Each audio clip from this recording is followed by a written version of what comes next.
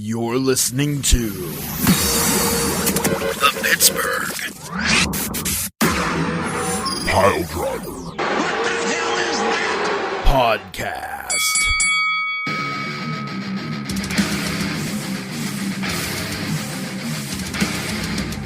Hello, everybody. Welcome to the Pittsburgh Piledriver Podcast. We are fresh off the heels of Morning in the Morn, and we are going to dissect it and talk about it, and it's going to be one hell of a ride. And speaking of one hell of a ride, that's right, ladies and gentlemen, we have new tag team cruiserweight champions.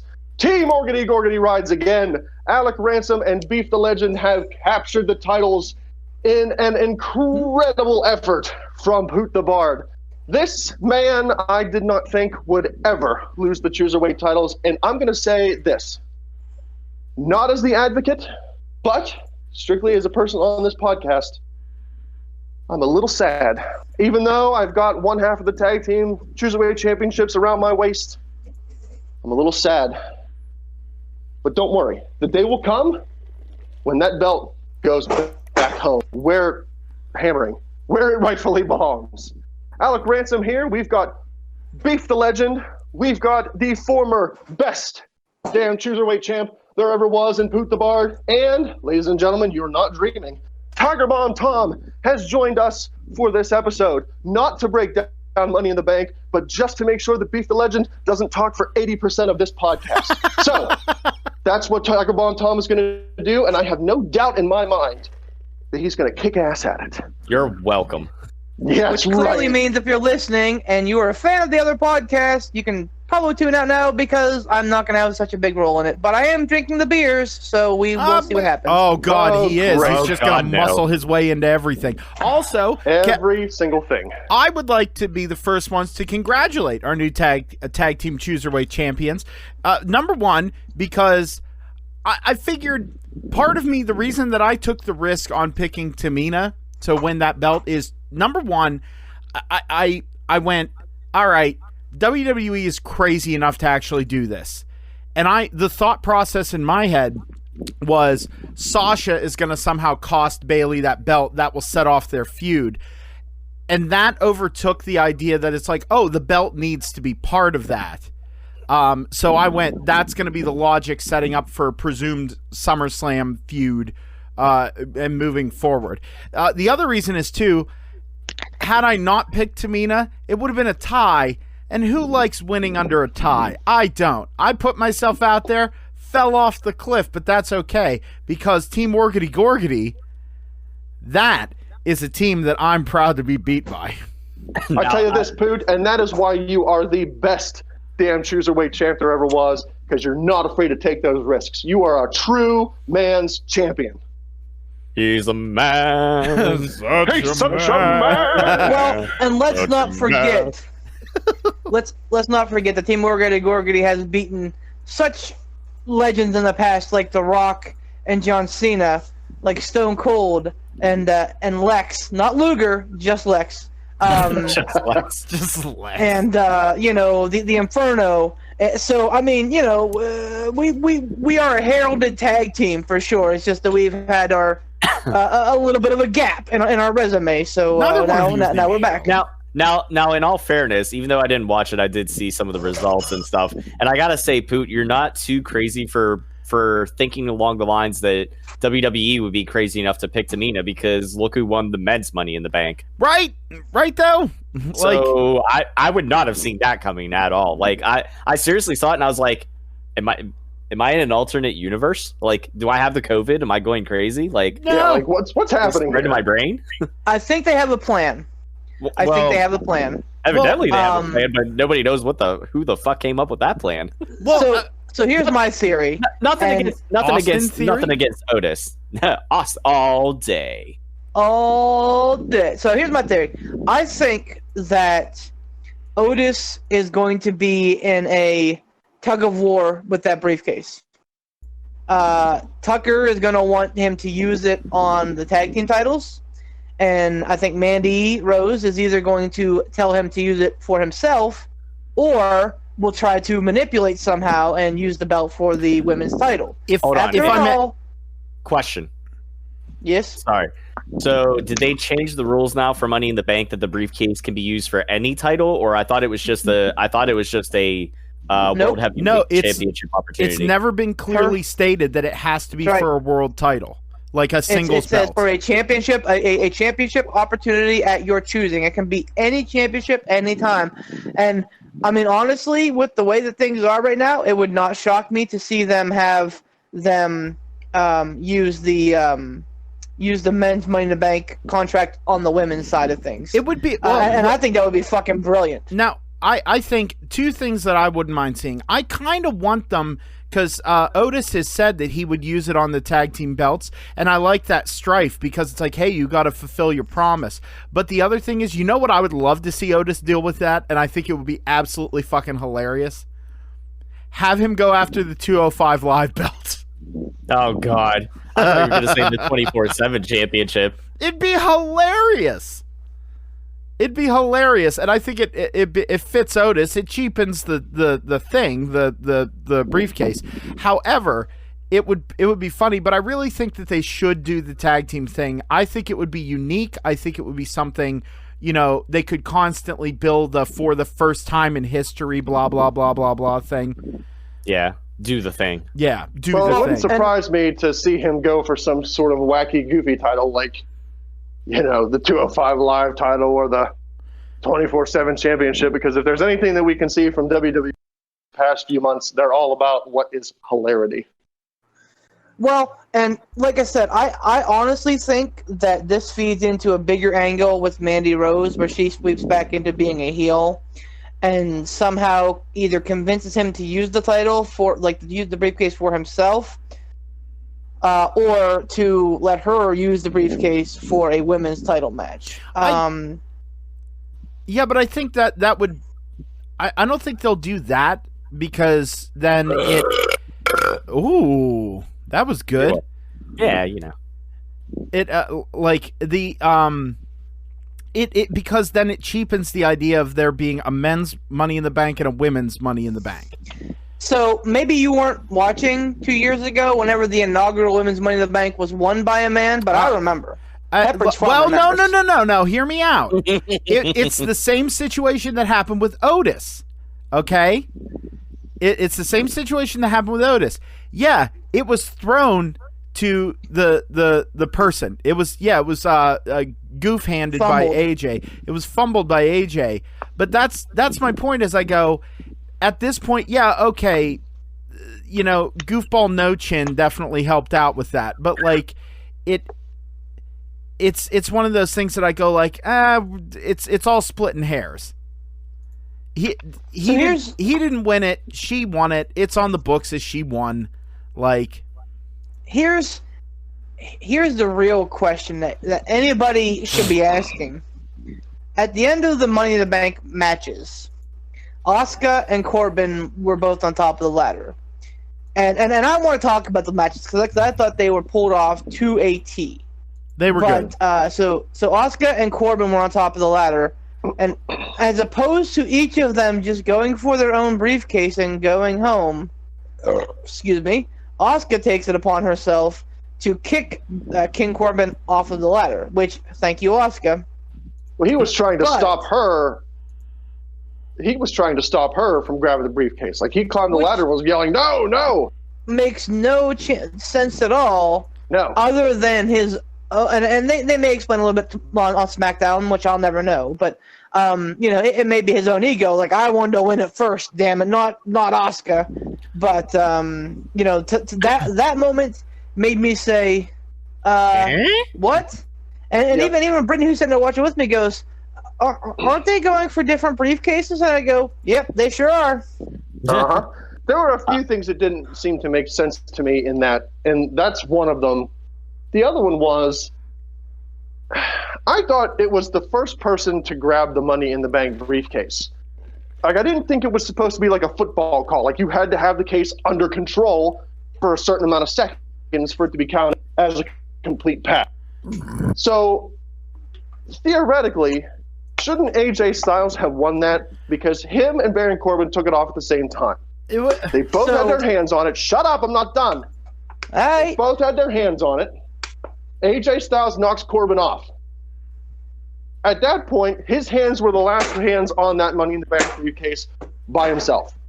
Sure, he was fumbling and bumbling it, but his hands were the first set of individual hands to hold that case. Yet he drops it, and now all of a sudden, Otis is the Money in the Bank briefcase winner. Like, how does that work? Like, you drop the briefcase and someone else can pick it up and take it? Same as the title. There is precedent. I don't remember what Money in the Bank or title match it was, but somebody dropped the title or the briefcase, and like they were struggling for it, and it fell off the thing, and somebody else picked it up, and they were the winner. Now, did it fall off the thing, or did they grab it off of the thing completely and then drop it? Because if they were fumbling for it and it fell off the thing and they didn't actually take it off themselves, that's a different story. But if they took the belt off or they took the briefcase off, had it in their hand, and then dropped it, now you have a case. But I don't think that's how it happened. It was definitely like Corbin and Styles playing tug of war over it. Corbin fell, AJ bumbled it, and then it fell down to Otis. Otis was the first one to grasp it, like individual, to grasp it and hold it. No, AJ Styles was. Because him and Corbin had it. Yes, he was. Well, yes, he was. Him and Corbin had it at the same time, and when he knocked Corbin off that ladder, Corbin let go, and AJ Styles' hands were the first hands to touch it by himself. But as Corbin was letting go and falling, so too the briefcase was wrestled from AJ's hands. Yeah, but he fumbled and bubbled it around after Corbin fell. It's not like they dropped it at the same time. He was hot potato in that briefcase, and then it fell. That was part of it, though, is that when Corbin let go, at the exact same time, AJ started fumbling it. You made the exact apt analogy. Is it's like a football thing. 100%. So where was that ever said in any rules? You had to grab the briefcase and hold on to it for X number of seconds before you are deemed the Money in the Bank briefcase winner. Wait. So you're saying that you're surprised that WWE doesn't have hard, fast rules in place? No, I'm not surprised at all. I'm saying it's one of those like open-ended bullshittery things. Like, oh, he fumbled and bubbled it, and it fell into Otis's hands, so Otis won. He didn't climb up and get it, but he still won. Let's diagnose the situation for a minute, okay? Let's take a step back. I know, right? And I am working on the case, so thank you. The case of Michelob Ultra, low in carbs, high in excitement. Anyway, so wow. Let's think about it logically for a minute. AJ Styles is one of the greatest superstars of all time. He is a shoe-in Hall of Famer for WWE, despite working for the company for a ham sandwich. He has shown that he has ascended over all of the problems that anybody else has had coming from NXT or coming from an independent. Anybody else got held down. AJ Styles maybe got held down, but you know what? He's worked in his favor, and he's always come up swinging. AJ Styles doesn't need the briefcase. Otis with the briefcase is absolutely out of left field, first of all. So this may be part of the whole like fuck it Vince thing. Like, let's just see what happens. Otis, I won't say he needed the briefcase, but it sure has a lot of twists and turns that we don't normally have in Money in the Bank. And like I said, I think that this kind of becomes a convoluted thing of like part of the struggle for Otis's affection between Tucker and Mandy that I think will come to fruition. So like that opens up the angle. So does it suck that it's being used as a prop in an angle? Yeah, it does. But you know, to me, it brings that legit sports moment, like where pundits can sit around on a Sunday and say, "Oh, I don't know if he had control of that ball." Well, yeah, but he lost. You know, who fucking knows what a fumble is in the NFL? Same as this, like WWE quote unquote pundits, which I guess would be us, theoretically, excuse me, could sit around and say, "Oh, well, AJ Styles had control, so technically the contract was his." It adds an air of legitimacy, if that makes any sense. Two people, quote unquote, got thrown off the roof in that match. There's nothing legitimate about that. I loved. Yeah, hold on. I hear that. I've seen memes of something about like Baron Corbin. Yeah, Baron man. Corbin murdered a guy. Yeah, man. 2 men. They got two thrown men. off of one portion of the roof and landed on a second portion of the roof.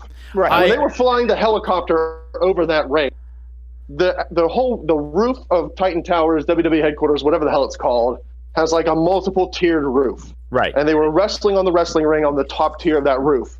Then there was a bottom tier, and then there was a drop tier death. So clearly, Rey Mysterio is a superhero, so that's why he survived. I was gonna say, did anybody that got thrown off, did they show up on Raw last night? Well, Ray did. But Jesus, fuck me running. And like I said, he's a superhero. And then Aleister Black tweeted like a picture of a ghost, which was, I think, wonderful, like a textbook like under a sheet guy ghost. Yeah, which I thought was like wonderful, like holes cut out of the eyes, like it was hilarious, and it just said #dead. Wow. So I don't know so why funny. people would think that, like, oh, Baron Corbin threw these guys off the roof to their death. Because as soon as he threw, WWE could have done a better job at this in their cinematography or whatever the fuck you want to call it. But as soon as Baron Corbin threw each of those guys over, a half a second after he threw them over, you heard. So no one was falling to their death. It was pretty blatantly obvious that they hit something on the second tier of that roof and landed on it. They wanted to put the question in people's minds because There's no question, you could hear them land. every writer and cinematographer and everything else will tell you that it's what you don't see that sometimes makes the story. Yeah, Like, but if you can hear it plain as day, it doesn't make that story. It was And I think they built that in to cover their ass. So that if somebody's like, look, WWE is purveying violence and throwing people off a roof, WWE can stand up and go, oh, no. We had the sound of them clearly hitting 2 seconds later. Clearly anyone with the brain would know they did not, get thrown off a roof. I wish they would have added in the Wilhelm scream. I mean, I agree. But to me, it was like it was a fun factor because clearly no one died, but they left it to the mind's eye, so that I got no problem with it. And like I said, they definitely took some liberties with the Money in the Bank match for sure. Oh my gosh, did they ever? And I think like one of my favorite moments was when Dana Brooke got the Money in the Bank briefcase in the conference room, and like her music started playing, and I'm like, that's not it. Like just stupid shit like that. My question is not with the people getting thrown off the roof, but the fucking vortex staircase that Lacey Evans and Shayna Baszler went into. Rumor has it they're still climbing the stairs to this day, just like the fucking Ghostbuster game. I liked the very shitty editing and very clear Stephanie McMahon was not in the same place as everyone else. Right? Yeah. Dude, That tickled Stephanie me to McMahon's death. Stephanie McMahon's not got a chance getting COVID just to film a stupid fucking scene. Vince will. Clearly, Vince will. I gotta go back and watch this masterpiece then at some point. Oh, dude. But by God, It was Masterpiece Theater. do not hurt Vince's fucking T-Rex. Like, that's why they didn't do anything in the office but like sit down and like talk quietly, because Vince was worried that someone was going to hurt his honest to God T-Rex skull. Which if I owned a fucking T-Rex skull, I'd be like, none of you jackholes are coming within fucking 20 feet of it. Wait, so I get it. Was that really the reason why they didn't do anything more in that? Oh, wow. Yep. Don't hurt my Wait. T-Rex Like I said, skull. Hold on. The fact that he has a T-Rex skull is the thing that should be brought into question, not what they decide to do. We've seen that before, though. Like, I've never seen. Really? No, I didn't. Yeah, that's like pinnacle, like super villain, arch villain Vince McMahon sitting up in his fucking ivory tower with a damn T-Rex head skull like plastered on the side of his fucking room. Oh my God! I'm so good, I got a fucking dinosaur on my wall. Like, you are a dinosaur, Vince. What are you talking about? I just want to Oh, know. man. It looks terrible. He looks awful. rough. Does he? Yeah. Oh my gosh! man. If you go wearing back and watch it, he looks halfway to death. He was closer wearing- than halfway. He was wearing jeans. Really? Was Yeah. Go back and Oh, I watch didn't see it. that. He was wearing jeans, and I was like, "Who?" I felt like it was just some schmuck who was wearing a really good rubber Vince McMahon mask. Like, I was like, what do Really you- bad but rubber Vince McMahon mask. I Oh, want man. to. I want to know what he was writing down. That's my thing. I want to know what he was Probably sitting there his writing. last will and testament if he's smart. All work and no play makes Jim Ross a dull boy. like, now he was drafting the contract to sell it to Fox. That's what he was doing. No, man, he was Just thinking thinking, that. You know, if Drafted- WWE would have sold to Fox, you would have gotten that Wilhelm yell because Oh, yeah. Disney owns Fox. So there you go. so they own the Wilhelm. Yep. Quasimodo No, would have man, yeah. swung in and grabbed them and saved them from falling. I got you, Ray. Vince was actually signing the contract of Sam Bangaza too, so that he could take over the fucking souls and take over the world. Just wait. Next time we see him, he's gonna look healthier and refreshed. Just you wait. No, you know what he was doing? He was writing up the next blood money contract of Saudi Arabia. Oh no. Can't wait for that. On a yellow God. legal pad, like an insane asshole. Yep. Yeah. Like, no, Oh shit! But I mean, in real talk though, like the event wasn't half bad, and it was better than WrestleMania. The event I think itself, that- I will agree with you. Yes, the You're event saying itself money- was definitely What? yeah. Yeah, The you're event saying itself it was was better than WrestleMania. The whole event. equal to, or better than WrestleMania. Better. No, Better. no one is saying that, Tom. Oh, no well. one's ever said that ever. let's Well. let's do this. I want to hear everybody's take who watched it, and I know Tom, you've been busy, but like I want to hear everybody's take on it. Let's start just so we'll have time. Ransom and I can figure out what our time frame is. Beef, you go ahead first. What was your overall Time and Tom, if takeaway? he starts going too hard, cut him off. I will. All right, got it. I'll start. I'll start cueing the. I'll be like. Play me off, Tom. Yep. I mean, yeah, like here. If I had to write a headline for Money in the Bank, here would be my headline. Yeah, Tamina man. Snuka has a decent match. Like, to me, that is the most amazing thing of the night. Is To me? yeah, she botched a couple spots, but like No. it wasn't the usual Tamina fare. And Bailey is good, but she's not like, best in the ring good. So like Tamina, I think, is working, God willing, some stuff out. Nia Jax, however, looked her normal awful self, but that is what it is. But I mean, the in-ring action was good. I thought the Fatal 4-Way tag team match was great.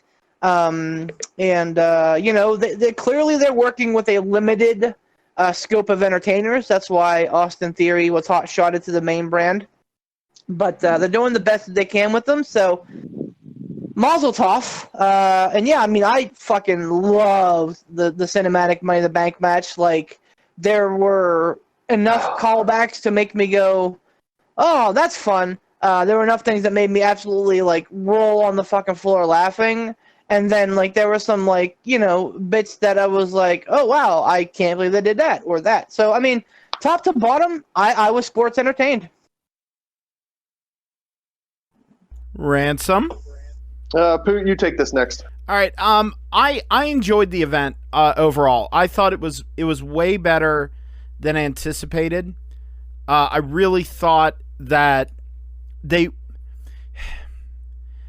only thing that I have umbrage with is you don't need to pad out the event with like the whole shtick with Bobby Lashley and R-Truth and that whole thing. You didn't need that. I mean, I get that they're trying to build Bobby Lashley back up. They're trying again, and I'm glad they're trying again because Bobby Lashley's really been done a raw deal since he's gotten back.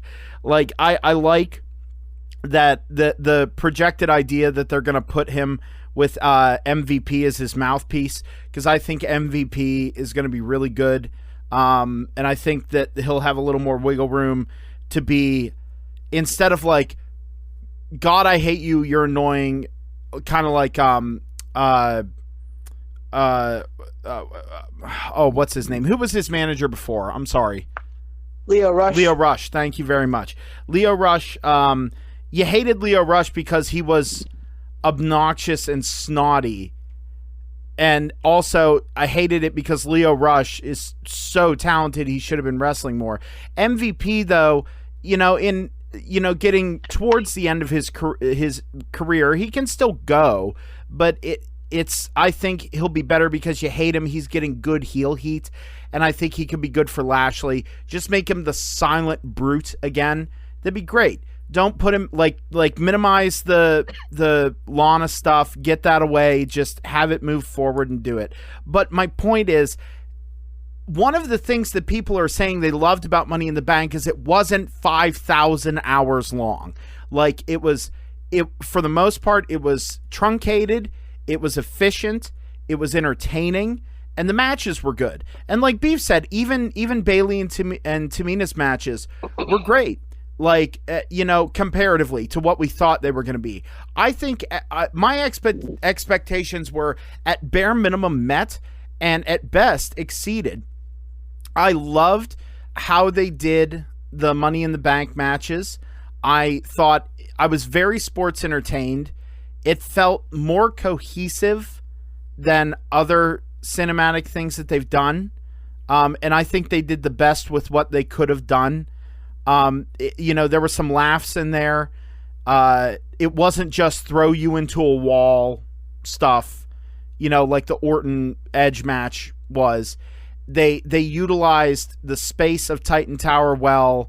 The food fight, and the thing is, you could tell that every single one of those superstars in that match were having a good time, and they were in it, and they wanted to do it.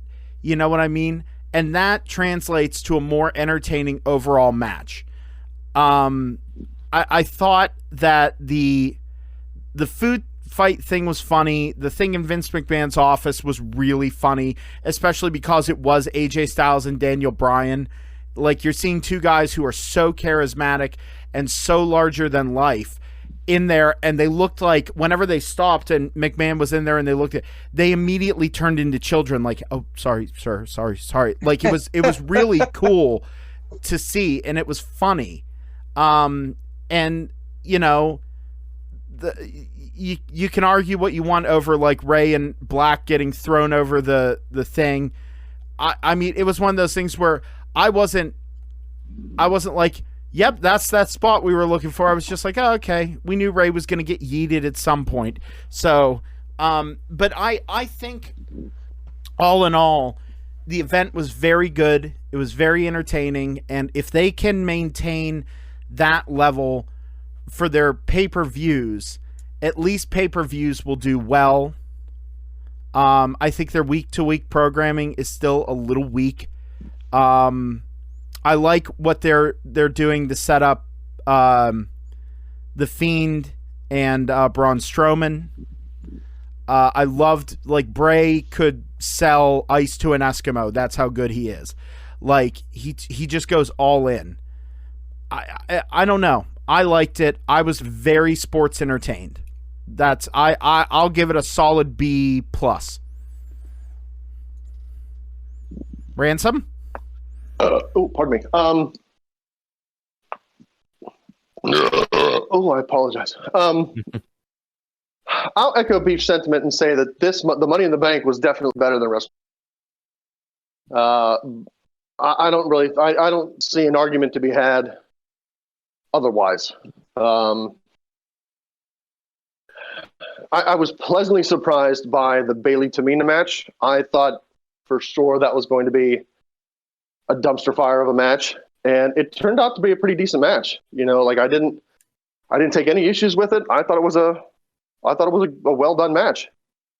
I was a little disappointed that MVP didn't wrestle R-Truth. I was looking forward to seeing MVP wrestle just because I like MVP, but and all in all, that wasn't a bad match. The Bray Wyatt Braun Strowman match I thought was phenomenal. Agreed. I thought can't believe you got to mention it. That's awesome. Yeah, 100%. Yeah, I'm kind of surprised that you didn't touch on that either. But that was a phenomenal match. I thought, okay. Any more going into Bray Wyatt matches, I think, all right, what kind of dumb shit's going to happen in this match? Because, In my opinion, that's kind of what they've pretty much turned into. But this one was phenomenal. I don't think I have anything bad to say about this match. They did a great job in the ring. They did a great job storytelling. You know, when Braun Strowman came up from the ring apron and he had that mask on, just the way that they did it, I don't know. It really was. It was a spot-on match. No complaints there. The Money in the Bank match, aside from the fuckery at the end, it was more, that's when this Money in the Bank pay-per-view or event, whatever I don't know what people call it these days. That's when this Money in the Bank event went from wrestling or sports entertainment to strictly entertainment. It went from sports entertainment strictly to television for me. It was funny, but it was stupid. It was pretty much on par with like an episode of South Park or Family Guy. Like, it's funny, yes, but it's stupid. No, I'm not saying that it's stupid bad. I don't give a shit what you think. I'm not saying it was stupid bad because I don't think Family Guy is bad. I don't think South Park is bad. But it's stupid entertainment. And, I know Beef is going to jizz all over it because he loves these cinematic things. I don't. I'm not going to try to change Beef's mind. And I don't think there's any point in trying to change mine because I've sat 3 of them. The Buried Alive match was well done. I didn't have any problem with that. Bray Wyatt match, well documented, thought it was dumb. I wasn't entertained a single ounce by it. This I was entertained by, but I wasn't sports entertained. I'm watching television for a television comedy team. But aside from that match, and it not falling into the sports entertainment category for me, Money in the Bank was a solid pay-per-view. It's one where I wouldn't have a problem in a couple of years going back and watching it again. I won't watch this year's WrestleMania again. I don't give a shit what the circumstances were surrounding it and what they had to do and how innovative it was. I won't watch this WrestleMania again. But this Money in the Bank match or this Money in the Bank event, I could go back and watch it again. All right. Beef, rebuttal. Thanks, Bam. So I think we're evolving. Not us as a podcast or us as people, but I mean, we are the tag team champions, so that means something. But, like, the vision for the product is evolving, at least under the hands of McMahon, which has been well documented. We have our varying doubts of how long that may be. So, if we want to watch wrestling, like good and proper wrestling, where stories mean something and matches are great, and like blow off to feud makes sense, we're going to tune into AEW or we're going to tune into NXT. Raw and SmackDown, to me, have been so far off the mark as far as your typical honest-to-God wrestling that, to me, this is something different. Nah. No, right? Yeah, man. Yeah, man. No, man. No, man. Yeah, man. This is something different. This is something new. It's in its infancy. I think that we will see more of it as we go. I'm not going to defend all of it. Because like you said, you have your opinion, I have mine.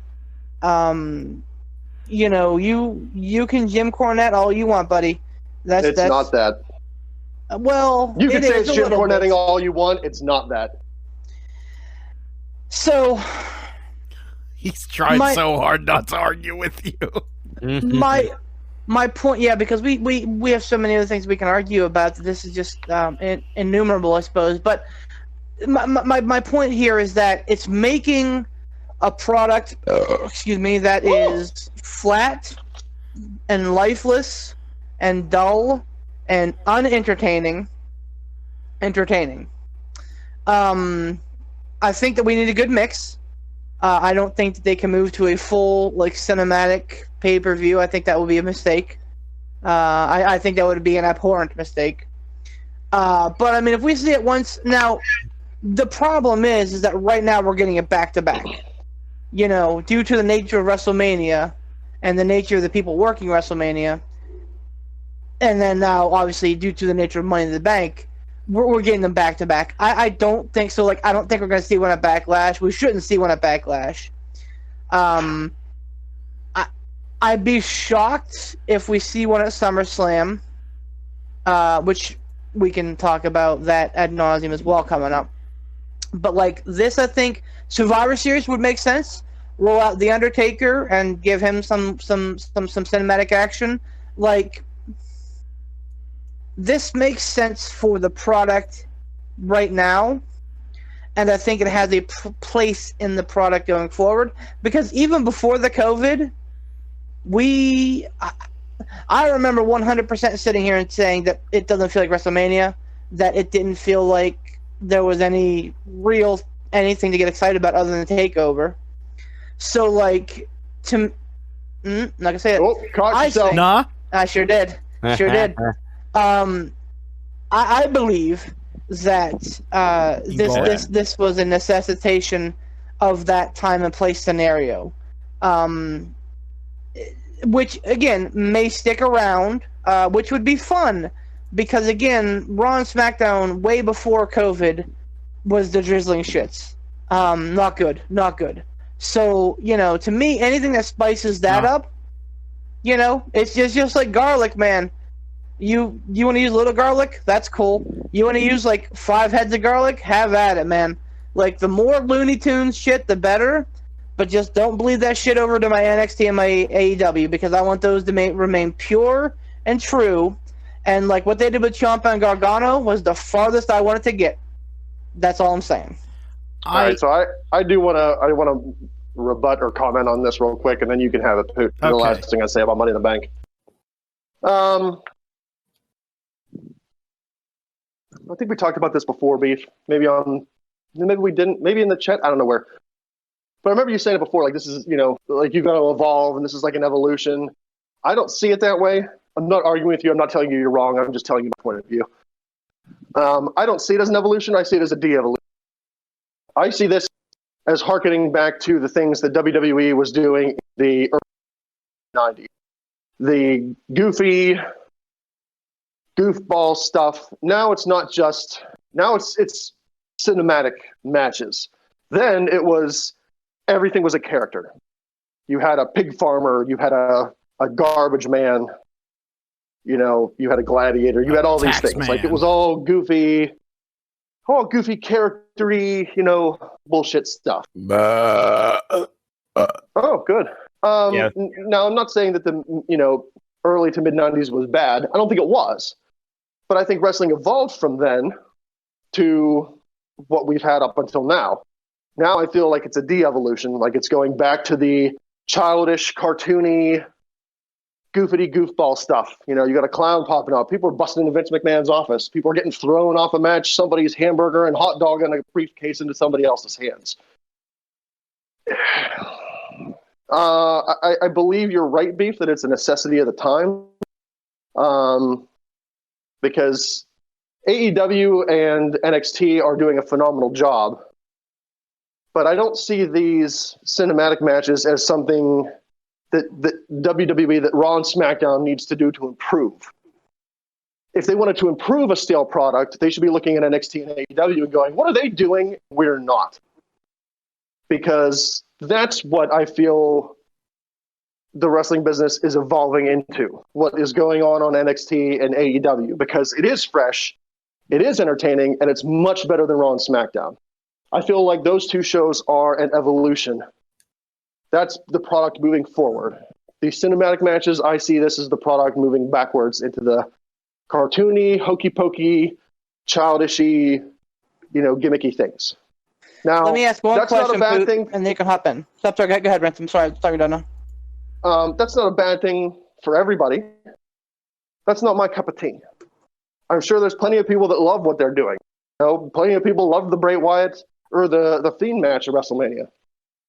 I didn't get sports entertained from that match, and I didn't get flat-out TV entertained from that match. This one was better for me than the Bray Wyatt or the Fiend match at WrestleMania because I at least laughed at parts. I laughed at it. I wasn't sports entertained by it.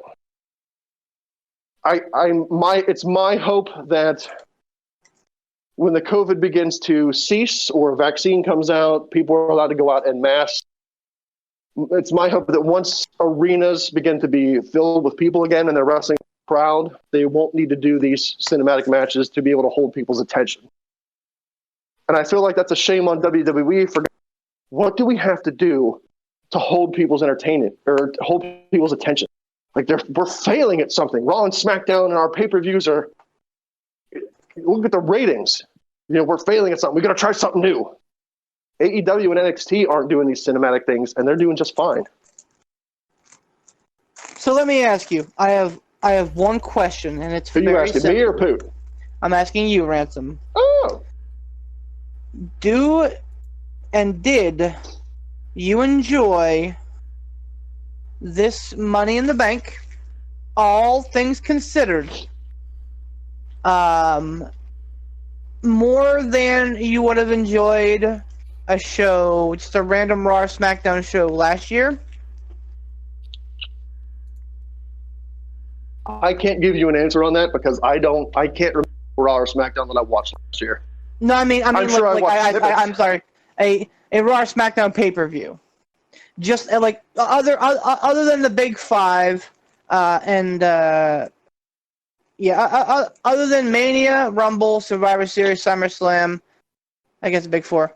Other than those big four and any NXT takeovers, obviously, was this Money in the Bank more enjoyable than like random fucking free for view, like network event special, whatever the fuck they are now, like Backlash last year? Or like Fatal 4-Way 2 years ago, whatever the fuck they are. Even if it's not sports entertainment, are you more entertained now than you were?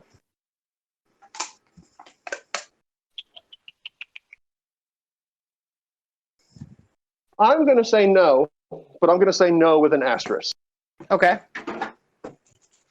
I feel like with this Money in the Bank, what? I feel like chicken tonight. I do feel like chicken. I miss those. Aside from the Money in the Bank match, I feel like this pay-per-view was on par with any pay-per-view that I've seen. Some have been better, some have been worse, for sure. But taking away the Money in the Bank match, this one doesn't stand out to me as a Hall of Fame pay-per-view that I'm going to go back and watch yearly. Or like, oh, the next Money in the Bank pay-per-view is coming up. Go back and watch, 5 different Money in the Bank matches to get ramped up for this. This wouldn't be one that I would watch. So I feel like it's on par with most of the pay-per-views from last year. The Money in the Bank match itself, this is where the asterisk comes in. Okay. I didn't dislike it, but there was equal amounts of me laughing at it as there was to me rolling my eyes and going, the fuck are they doing? I disagree with some of the decisions that WWE made in some of the previous pay-per-views because maybe I would have liked the outcomes better. But this was a good and bad for me. There was, like I said, equal times me laughing at it, going, "Oh, that's funny," like, "Oh, this person randomly showed up," or "Oh, they zoomed in on or they held the camera a little extra long on a Roman Reigns poster," or "There's somebody dressed up like Doink." The Vince McMahon segment was funny, absolutely funny. But I did spend a lot of my time rolling my eyes, going, "Oh, jeez, what are they doing?" And we'll conclude the beef and ransom portion of the podcast with this. Well, not like, totally, but like, just a banter of us back and forth. Yeah. To me, nah. To me, this. Yeah, man. No, man. This may be here. All I'm saying is, this may be. I just wanted to say that. Here's the thing. I was going to say. This may be. No, this may be the most memorable Money in the Bank of all time. Like, I'm gonna have a hard time thinking about one. Like, the first one was great at WrestleMania 21 for what it was. CM Punk winning was definitely a high point for me at WrestleMania 24. But like the actual like Money in the Bank branded pay-per-views all run together. There are a couple that really stand out for their mismanagement, like Alberto Del Rio winning or Cody that not fucking winning. guy. Oh man, don't even get me started on fucking Alberto. I'll take you and hold you hostage in the middle of the street. So to me, this is the most memorable Money in the Bank match since they stopped being at WrestleManias. And I think that that's a step up. So if you put this up against any other like rando pay-per-view of the last 4 years, I'd probably say that this gets the edge, even though there's no crowd, because it had something that really knocked my socks off and entertained me. And I get it. You know, you didn't have that experience with the Money in the Bank match. That's cool. But like, I can't remember a time that I was this entertained by a Raw or SmackDown show in a long, long time. Okay. I'm going to hold off on mine till after. Who are you? Why are you here? Yeah, I know. I'm sorry. I'm appearing on the Beef Driver Beefcast Beef Show. Beef all the time. Oh, beef. I'm gonna concede, or I'm gonna defer to Tom until after Tom, because we haven't really heard a lot from Tom. I want to hear his opinion on kind of what we're talking about, the state of everything that's going on, like the way things are being presented. Are we more entertained? How do we see like how they're presenting things with the times that we're in? Tom? So perfectly honest, I have not watched wrestling since Old Face took the title off of Bray Wyatt back at Blood Money 3 or whatever it is, the bloodening. Bloodening. Yeah, never coming home. Yeah, I've honestly just not been. I haven't been enthused or inspired at all to really watch, and I don't know. I'm here just to make sure that Beef didn't take up 80% of the podcast taping. That's all. All right. Well, then I guess I'll go. As per my usual down the middle poot style thing, I agree with both Beef and Ransom here. Okay, like, and also Tom, you know what? I came for the kayfabe portion of the podcast. I give you shit about, like, it's like Goldberg won and it was stupid, and we found out the reason why he won, and the bullshit bluster that he like was like, oh well, it'll be good because the superhero's going over defeating the bad guy, and like he basically used his clout to make that happen. And I agree that's stupid and dumb, but here, as to borrow a phrase, here's the thing, like, yes, you like, I understand why you're not watching, because that's if you have something like that makes you literally lose faith in the company to just do things like that to placate part-timers who are past their prime, I absolutely get it. Like, I truly do.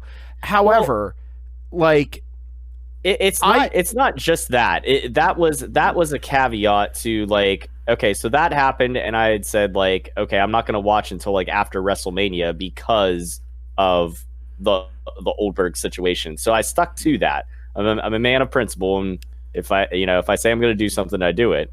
But then, honestly, once all the COVID stuff happened, like, I don't know. I was not, like, nothing inspired me. Nothing jumped out and said, oh my God, you have to watch this because of A, B, or C. Like, I just didn't have that. Like, I didn't hear anything that was going on that was like, yeah, this is can't miss. Like, oh my God, I can't believe this is going on. Like, and honestly, the biggest thing I heard about that I think I started, the only thing that I watched since all the COVID stuff going on was Undertaker's promo for when he broke kayfabe a little bit and used AJ Styles' real name.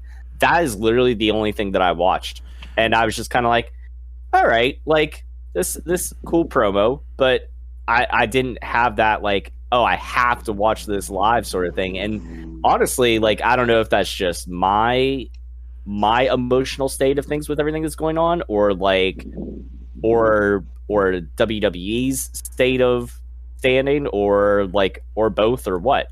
It's just, I don't know. I've been underwhelmed and not enthused that I have to watch.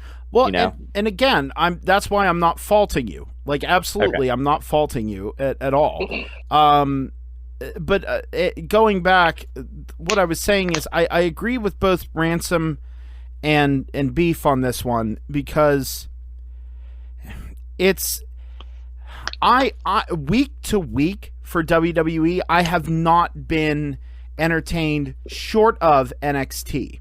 Okay, NXT usually is at bare minimum enjoyable.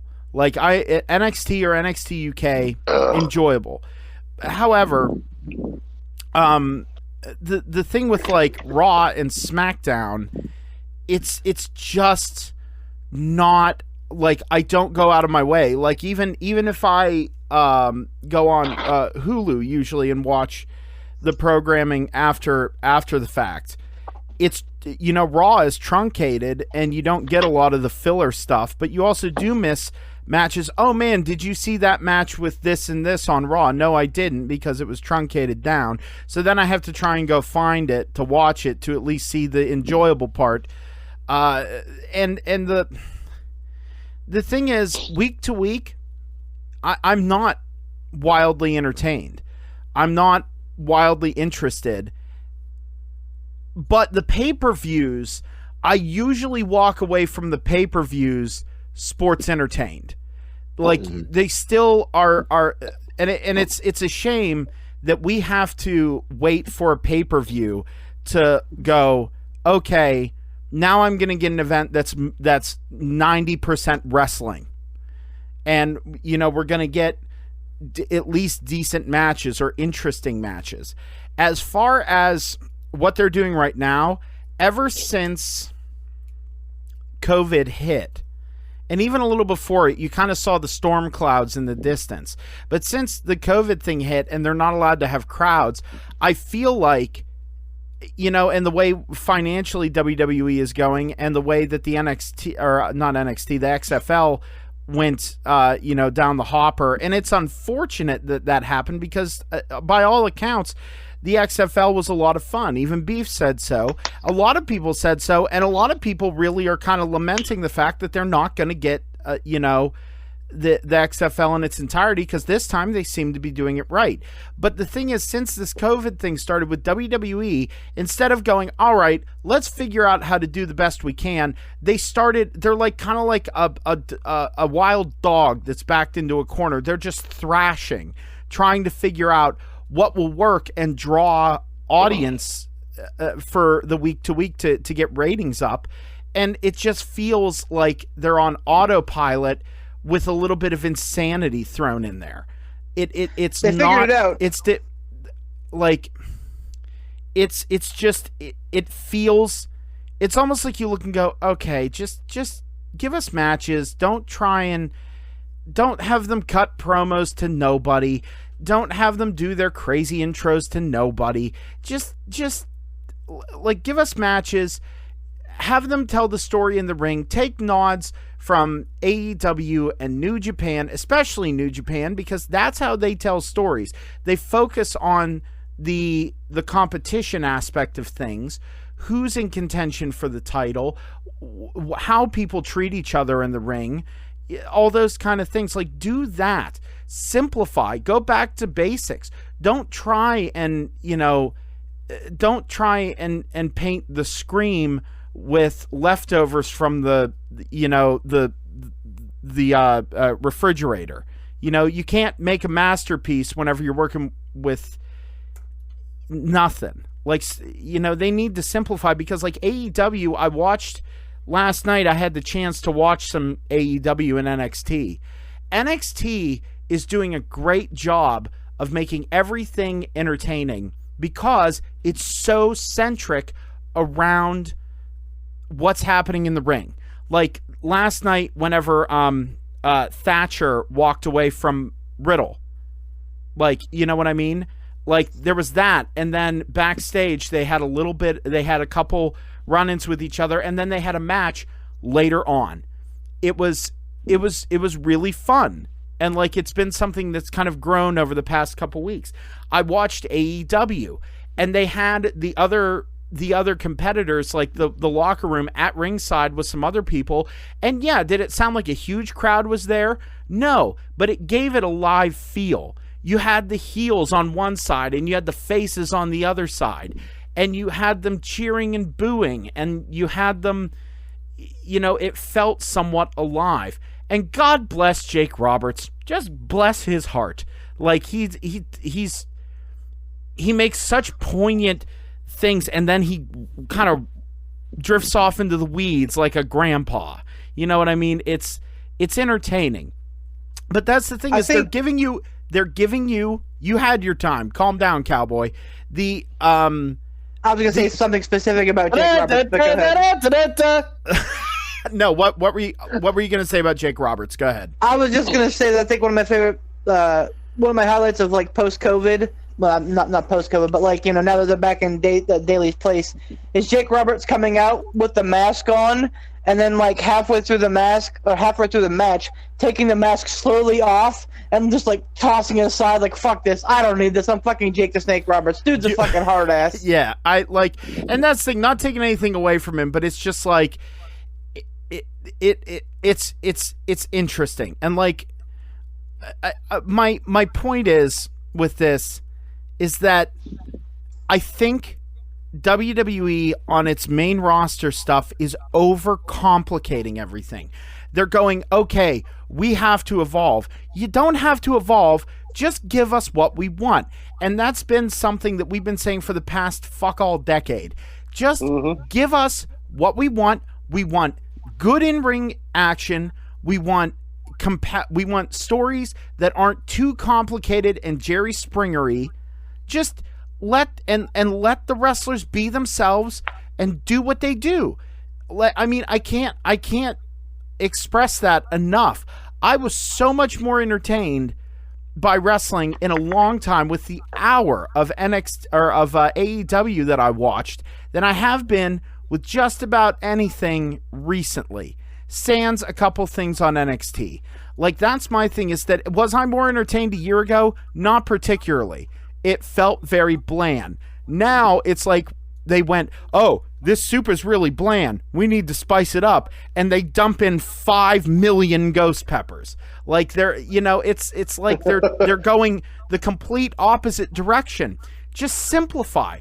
Just get, like, don't try and make it interesting by doing something that's chaotic. And me, unlike Ransom, I am a huge fan of the absurd. I love the absurd.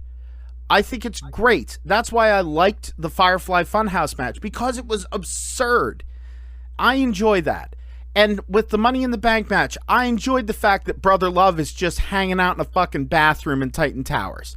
I like the fact that Vince McMahon is just there like an NPC, and you walk up to him and he says, "You're fired," over and over and over again. Like, I love that. I love the food fight, and Paul Heyman, it's like, I'm fat, so food. Like, I love that stuff. Like, it's hilarious to me. But do it when it calls for it, or do it in a way that is like, compartmentalized. Don't try and have it bleed over to everything else. Simplify. That's all I have to say. I know it was long and rambly, but I agree with both of you. Don't go too insane, but just, I don't know. It's so frustrating. It's like you want to be able to go to Vince's office, sit down with him, and just go, Vince, fuck, just stop. You know what I mean? You know what, Poot? I feel like, and shame on me for not mentioning this sooner, and also shame on Beef. Because I feel like both of us probably should have touched on this during our rants. But a great example of what you're talking about right there that I believe they did 110% correct at this Money in the Bank match was the Drew McIntyre Seth Rollins match. Yeah. That match was spot on. It was a little slow starting. It was a little slow starting, but I mean, once we got to the end, 10, 15 minutes in, I was on board. 100%. Oh, yeah. Well, I mean, I agree with that. And some of the greatest matches in history have started out, a little slow, and then they pick up steam, but they did. That was a straight up match. They didn't go over and above on it. They weren't throwing spaghetti at the wall.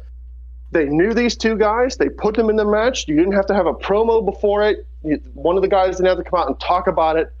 They came to the ring. They wrestled. They shook hands at the end. I'm not saying that every match has to have that, but I'm saying what you were saying, Poop. They didn't overthink this match. They said, "Hey, you guys are great wrestlers. You guys are great sports entertainers, whatever you want to call it. Go out and have a good match." And they did. And I thought that was probably one of the best matches of the night. Everything was very spot on with that match. I was sports entertained from start to finish. Not one point during that match that I was like, all right, I'm going to go get something to drink or I'm going to pee. It's like, nope, I'm strapped in for this match and I'm going to watch it from start to finish. And it did not disappoint. Well, and that's the thing, is that's proof positive that if you just let them go out there and do what they do best, it will be fine. You don't need to get your fucking little hands in everything. Not everything has to be super controlled. And I think that's proof positive with everything, especially when you have people the talent level of a Seth Rollins and of a Drew McIntyre and of a Finn Balor. You know what I mean? Let them be them. That's why everyone loves Matt Riddle. Even people who've never heard of Matt Riddle, that's why they fucking love him. Because you know why? He goes out there and he's just him. You don't get a different character. It's not like they had Matt Riddle come out and it's like, okay, you're going to be a working class hero kind of man. You know what I mean? Or they didn't just put him in fucking tie-dye and say you're the stoner guy. It's that subtle Rob Van Dam, low key, hey, it's there, but let's not talk about it. You know what I mean? I think if they could have more matches like Seth Rollins and Drew McIntyre, or look, I'm giving it all the props in the world, Bayley and Tamina. If they would just put on matches like that, I don't think they would have to go to the, we've got to evolve type panic level and put on these cinematic matches. Yeah, people like them, but I think if you could just have decent matches like those two. Well, I mean, that's what we've been pining for ever since. That was my extreme hope for WrestleMania 36. Was okay, they have 2 nights. They can break up the card equally. We're going to get great matches throughout. What we got was a really good Owens and Rollins match, 2 main events that absolutely blew, and 2 title matches, 2 world title matches that absolutely blew goats. That were the exact same fucking formula. Just wash, rinse, repeat. 2 cinematic matches that were what they were. If you love them, you love them. If you hate them, you hate them. There's really not much in between. And then some interesting stuff otherwise in a very long and rambling Orton versus Edge match. I thought that we were going to get quality match after quality match after quality match. And I said, this is it. This is the WrestleMania that everybody's going to remember for having really, really, really good matches back to back to back to back. And for whatever reason, they didn't go that route. Hopefully, knock on wood, that they're learning something. They're seeing the positive reaction to AEW and NXT. Even if they're not growing in ratings, they're also not hemorrhaging ratings like Raw was up till this week. How did this week go, Beef? Better for Raw because they were plugging Becky Lynch's big announcement hours before.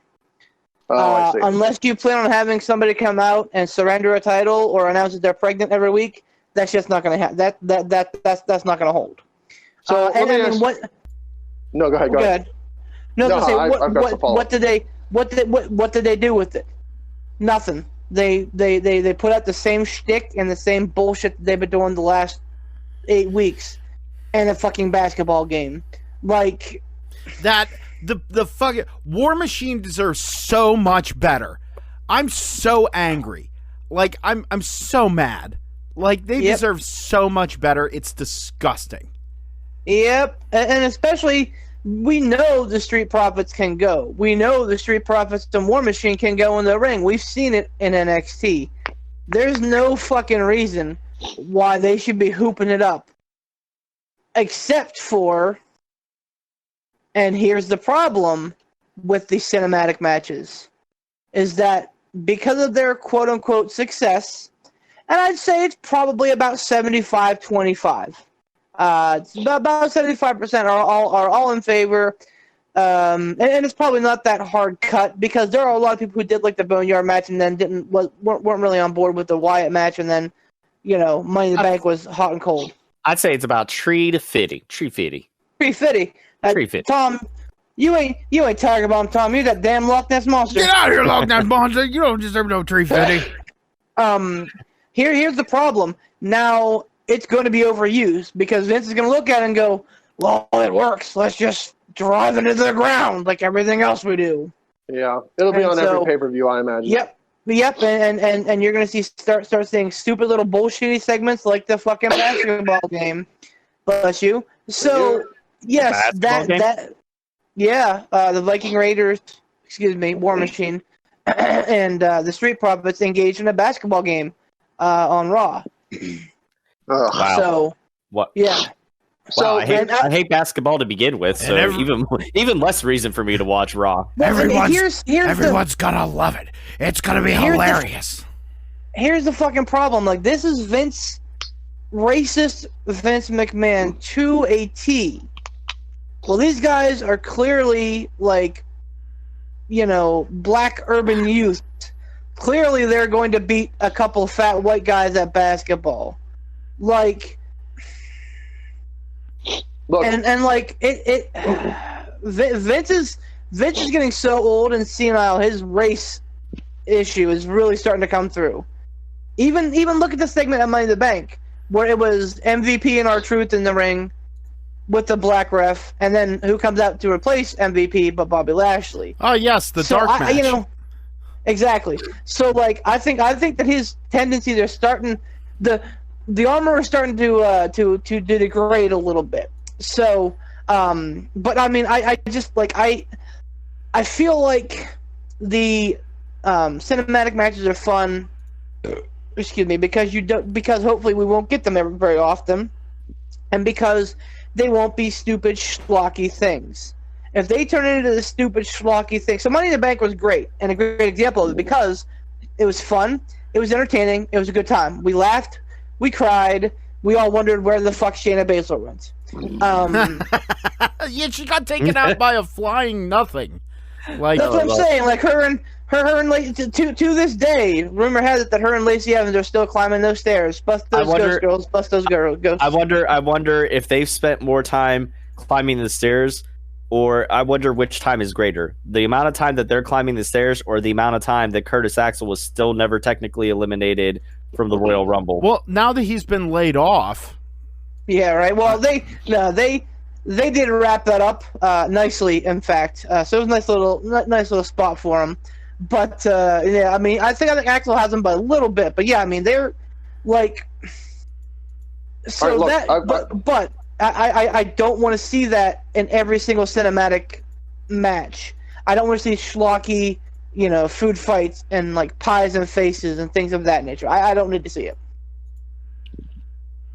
All right, I've got to ask you guys because this past week on Raw, Becky Lynch announced that she was pregnant and she forfeited the title to Asuka. Preggers. So, here's a few things that I don't understand about that. Well, you see, when a man loves a woman, or how Seth Rollins could accomplish that with such a tiny peepee. Wow. Or, we go. or how listen, he Tom. has not Listen, Tripod. No dick shaming on this podcast. Okay. Hey, I'm not dick shaming you guys. I'm just saying it's well documented. Yeah, this is the wrong podcast to dick shame people on. No, but Tom's not You're wrong. clearly in the minority when it comes to Tripod. Hey, listen. Yeah, I was gonna say I'm not wrong. It's well documented. No, There has been photographic evidence. So listen, hold on. This has gotten away from me. I don't want to talk about Seth Rollins' dick. What I want to ask is, A, why on earth, or what in the world gives Becky Lynch the authority to flat out just be like, hey, I'm going to vacate this title and award it to somebody else as the champion? She didn't. She made it very clear in the segment. She was like, I went to the higher ups and they made a decision. Okay. She made it very whatever. clear. Like The belt was in the briefcase, and in fact, they actually opened up the briefcase, and the belt was inside of it. So does Asuka then not have a Money in the Bank briefcase? She does not, because inside the briefcase was the belt. So that whole Money in the Bank match was for naught. no, title. it was for the title. Okay. Ransom loves it. He loves it. The idea behind Money in the Bank is that not the briefcase gets you a match, but inside the briefcase is a contract. That's what's sought after. So as opposed to being a contract inside the briefcase this time, it was a title. All right. Well, that wraps up the women's Money in the Bank match and Money in the Bank briefcase for this year. Fantastic.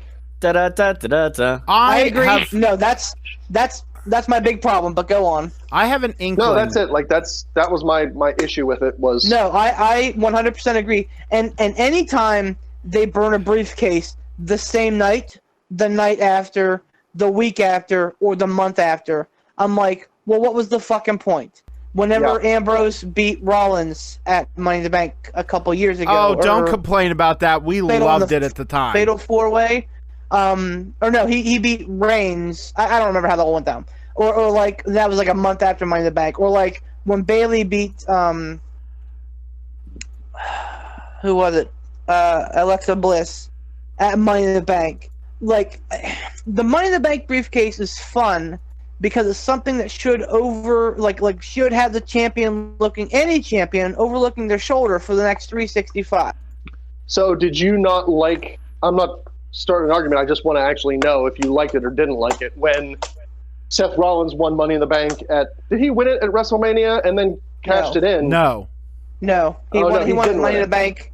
He won the Money in the Bank in like June or July and held on to it until April the next year. Oh, okay, all right, then never mind. My question that's what it should be.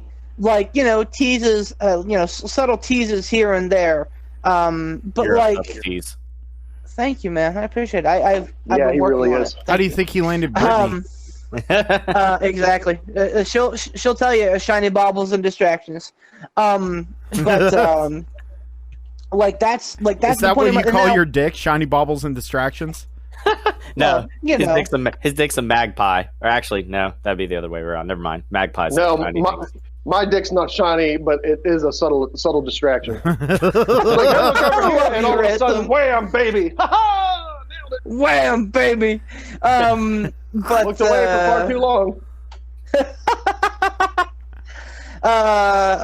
the train of thought. Ransom was the one that flashed Phyllis in the parking lot. Damn it! That's right. Damn it. But that's a solid reference. I call my dick the Kansas City Shuffle. When everyone goes right, you go left. That's right. Oh, wow. Yes, I love, dude. Oh, can I just say real quick? I absolutely love that movie. That is such a fantastic movie. Like, so well done. Oh, it sure is. Was it Lucky Number 11? Yes. Yeah, man, it's a great movie. Yeah, It's like no, man. Guy Ritchie, Tarantino-esque, but in a good way. Yeah. I love the Anyway. I love the fast talking dialogue in it. The witty. I love that sort of stuff. But go on. Yeah, man. No, man. I'm just saying that and now Otis has said that he's not going to hold on to the briefcase either for long. So it's like, by SummerSlam we could have both briefcases burned. That alleviates the element of surprise and excitement. And that was my big problem with Brock winning, was that like you can only tease it so much before he actually has to cash it in. It's unfortunate because it's a great gimmick, and it's one that I think, by the way, that AEW is going to capitalize on at AEW presents We Used to Be WWE Wrestlers, Volume 1, with their casino Money in the Bank match. It's what it is, man. They got Brody Lee versus Dean Ambrose, or Brody Lee versus John Moxley main eventing. They have Jericho versus Matt, Jericho Matt Hart's gonna be part of it. Cody Rhodes versus Lance Archer. Like it's a lot of WWE guys. I think you're being. But hey, are they doing? What are they calling it? Are they calling it Money in the Bank? They can't call it. No, they're calling it the Casino Ladder Match. And here's what's awesome. If you remember last year's Double or Nothing, the Casino Battle Royale, where they had like 2 people start, and then like they would release like the aces and the clubs and the diamonds or whatever. It was by suit. They have a suit. But there's a similar gimmick with this one. 2 people will start. Total of 9 people in the match. The briefcase for the title shot can be won at any time. So like the first 2 guys could get up there, get the briefcase before the third guy's ever in. Is that going to happen? No, but it's a neat like make you think feature, and they could if I was AEW, I would capitalize on that, and I would have like 8 guys come down if and I have was the match end before the AEW, 9th guy comes in. I am AEW. I'm just saying, like I think that'd be a neat little, haha, we got you. But Suck you it know, easy, fuckheads. Suck it easy, fuckheads.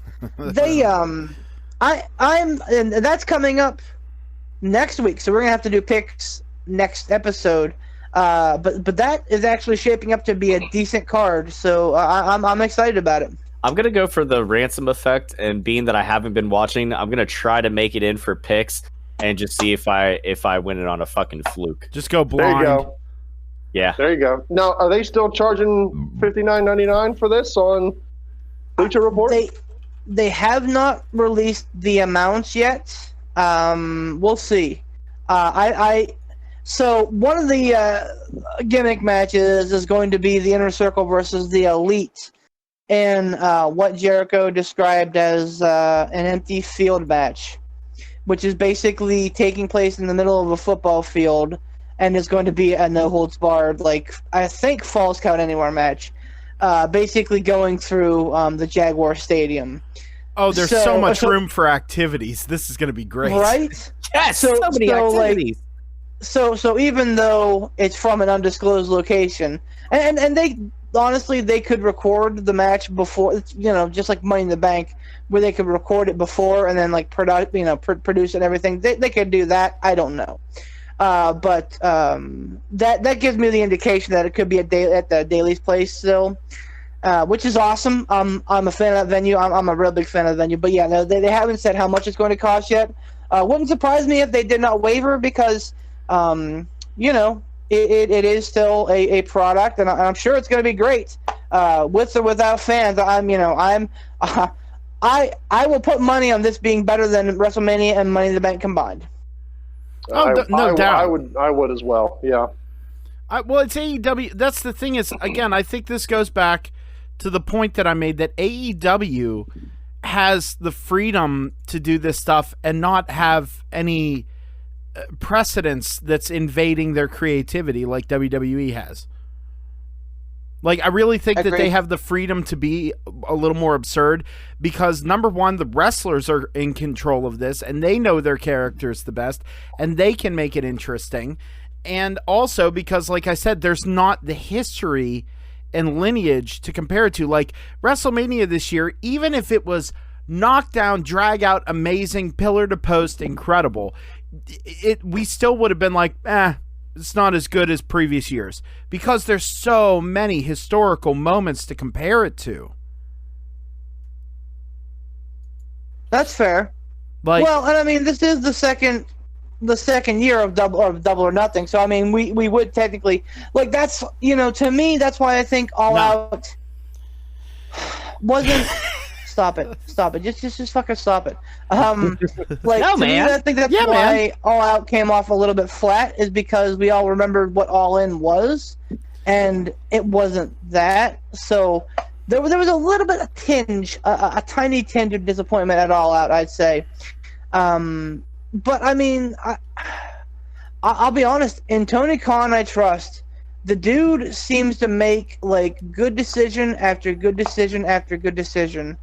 So like, I'm all in, man. Like that's no fucking pun. Excuse the pun, but yeah, I mean I'm down. Like Tony Khan, I think can really and has really made some really great decisions, and yeah, I mean it's just I think it's going to be a great card. And again, your main event is Moxley versus Brody Lee, and what Moxley has promised as like a very violent match. So you know what that means. But yeah, I mean I'm excited, and I think that we are rapidly approaching the time where we're going to start getting some teasers for the Revolt and Hawkins and Ryder and other WWE the club, other WWE guys of note. So wait, do you think all those guys are going to AEW? I do, because AEW has the best tag team division in the planet. Why not bring in the Revival, the Revolt, whatever you want to call them? Why not bring in Gallows and Anderson, who are well documented as one of the best tag teams in the world? Why not bring in guys who have experience like Hawkins and Ryder together? Like, bolster the fuck out of that tag team roster, man. FTR is apparently they are working. They're in cahoots with EC3. Oh, yeah. That's interesting. Side note, have you seen any of his Instagram stuff? Yes. They've been great. That's awesome. Yeah. Well, if Vince McMahon would have given him the fucking chance to do anything like that, yeah, he would have been a megastar. And I gotta say, I like the look, like the typical EC3 look that you saw of late before, gone. Like, head shaved down. He's got grown out the goatee. Like, I don't know. He just looks more menacing. Where was he before he came to WWE? He was in Impact, and he was Ethan Carter III. Yeah, and was he really good there? Yeah, he was a main eventer. Yeah. So he came to WWE and they just misused him. Is that what happened?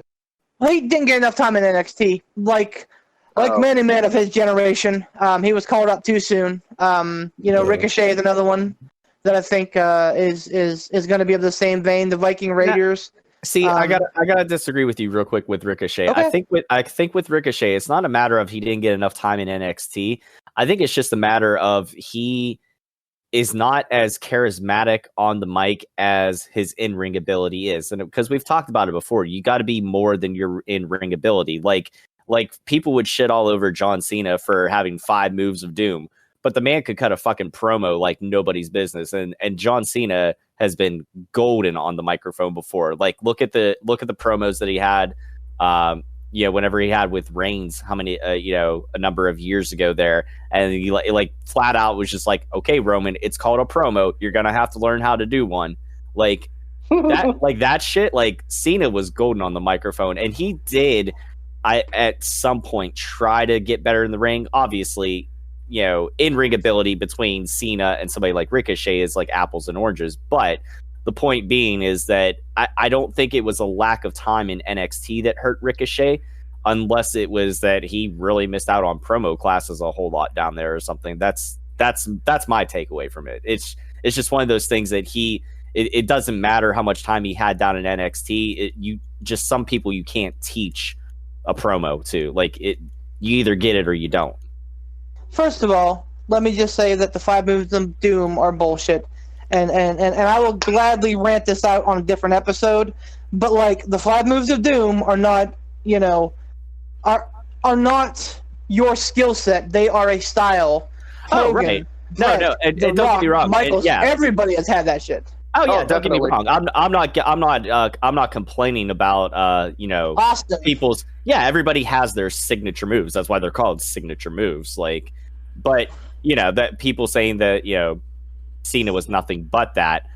John Cena got a lot of heat that he didn't fucking deserve, and to not his fault, because he was pushed to the moon by people who wanted him where he was. Yeah. And the fan base just did not respond to it, much in the same vein as Roman Reigns. Right. Roman Reigns is not a bad dude. He's a great hand, But it's not his fault that he's not that he's getting shit on. It's fucking WWE's fault. It's But because the biggest takeaway is that with Ricochet, it wouldn't have. My point is, it wouldn't have mattered, how much time he had down in NXT, unless they were really, really, really pushing him to take advantage of every bit of promo class that they could have. It was just one of those things that he wasn't gonna get much better on the mic. He was his skill set in the ring, and that's all he was flashy moves. And eventually, you need more than that to be the total package. You know what I mean? That's the thing that with Ricochet, he should have taken the route that Will Ospreay did. I watched an interview that Chris Van Vliet? Chris Van Vliet. Yeah, Van Vliet, or whatever. Thank you, Yeah. Chris Van Vliet. He did with Will Ospreay recently, and Will Ospreay, I had no idea they approached him to be in the Cruiserweight Classic, and he was like, he had just started getting in serious talks with New Japan, and he flat out told them, he said, "Listen, this is a thing that I'm doing with New Japan." He went to New Japan and said, "Would you mind if I did this Cruiserweight Classic thing?" And New Japan said, "No, knock yourself out, do it." And he went to WWE and said, "Listen, I'll come do it, and but then I'm probably going to go to New Japan." They said, "That's fine. We just want to do best cruiserweights and blah blah blah." And he was like, "Okay, cool." Well, when they called him a couple months later, right before it was to be recorded and kicked off, they called him and said, "Yeah, we want you full time." They didn't just say, "Hey, you have the option to go full time." They were like, "Yeah, we want you to do this, but we also want you full time in NXT and WWE. We want you full time. We want to sign you to a contract." And he was like, "No." Not even because he saw the writing on the wall. It was just, he was like, "This isn't the right thing for me. I know the right fit for me is New Japan." And he said, "Okay, I guess I'm not going to do it then." And so he didn't. And he went to New Japan, and he's been a rock star. Yeah, now, Will Ospreay can cut a decent promo, more so than Ricochet, but that's Ricochet's problem, is that he has been able to get himself over in New Japan, PWG, Lucha Underground, anywhere, without cutting promos. He let his in-ring work do the talking, and that only goes so far in the framework of a WWE. Right. That's the thing, is that he never had to talk, and he probably was like, "Oh, this is great. You never have to, when you have the option of never playing to your weaknesses or having your weaknesses exposed." Well, I mean, that's great. That's, perfect. That would literally be like me sitting there and doing streams of nothing but Super Metroid all day long, and never getting my ass handed to me on a Mario Maker level, right, or whatever. Or that would be like me going through and never doing a first playthrough of a game because I'd be afraid of dying. Do you know how many times I died doing Final Fantasy VII, trying to face Bahamut or some other bullshit? My God. I wondered what Muhammad Hassan was up to. So look, I want to ask a question here about Ricochet, and I just kind of want to get your opinion on what you think the future holds. Do you think they just let him continue to flounder on Raw, SmackDown, wherever the hell he's at? Yeah. Or do you think they send him back to NXT like they've done with a few people, and let him skyrocket back there again? Or do you think if maybe if WWE has another round of cuts, do you think Ricochet's name comes up in the next round of cuts? All right, let's start with. We'll start to be. Good. Two Beers Beef is a barreling human being. All right, let's start with Tom. We'll go to Beef, and since Ransom posed the question, we'll do Tom, Beef, me, Ransom.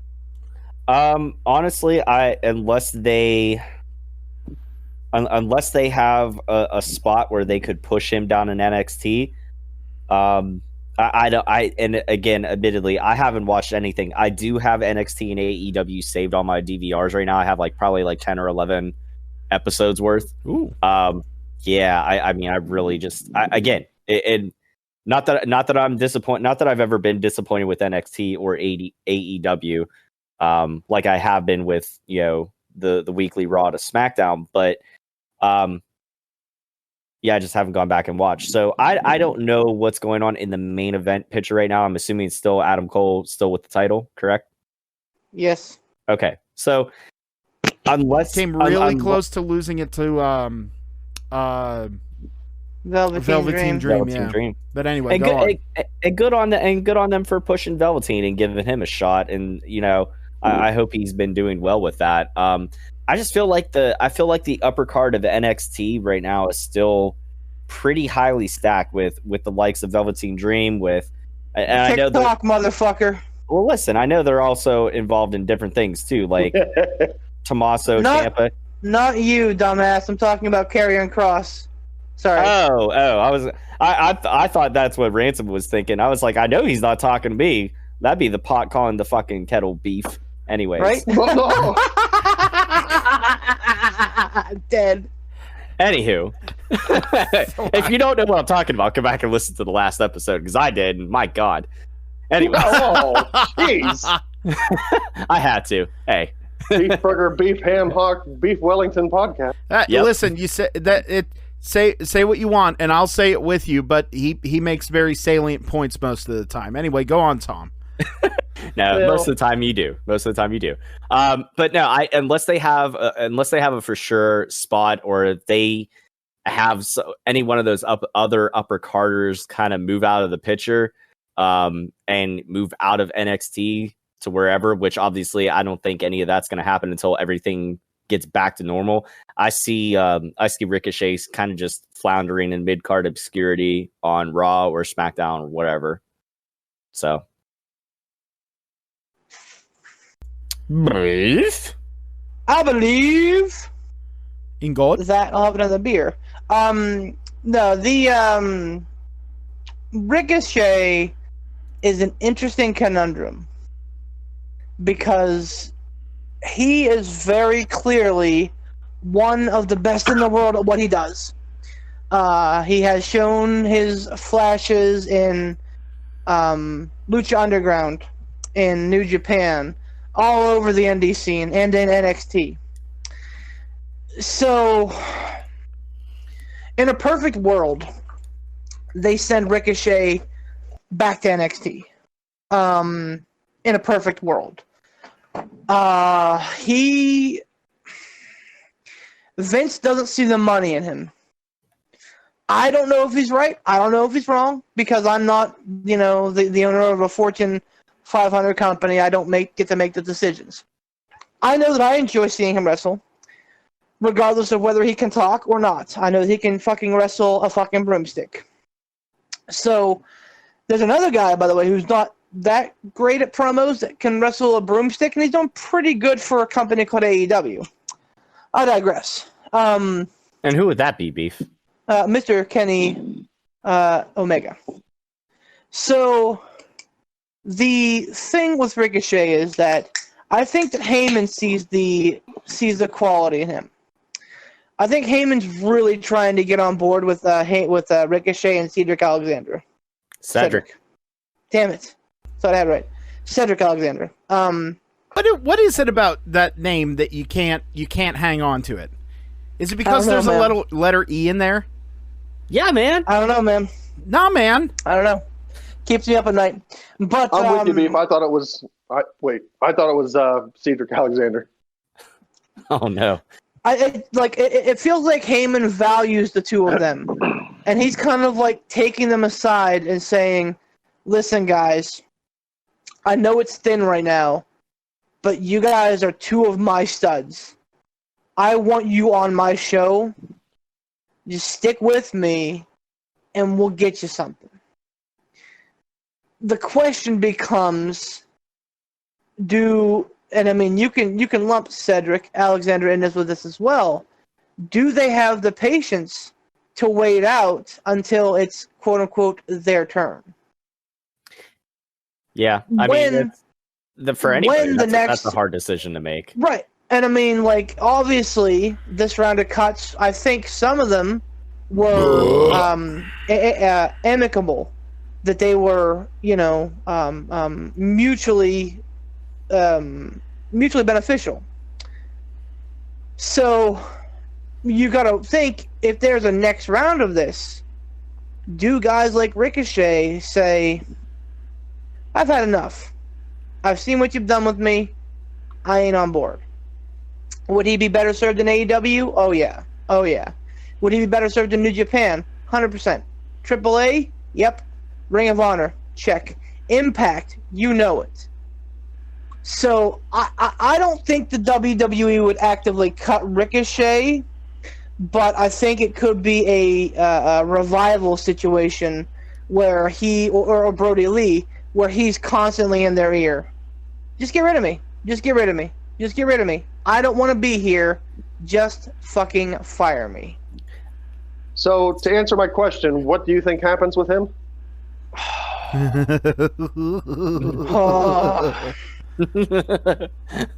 Like, I mean, do you think he stays on Raw/SmackDown? Do you think he goes to NXT? Do you think whether or not they, flat out say you're gone, or he volunteers? What I want to happen is what I don't think is going to happen. I want him to go back to NXT so bad, because as stacked as NXT is, you can always fit more people into a wonderful card, and they fucking balance it, man. I think he stays on Raw for the foreseeable future. I think he stays on Raw for the foreseeable future, to answer your question. Now, Okay.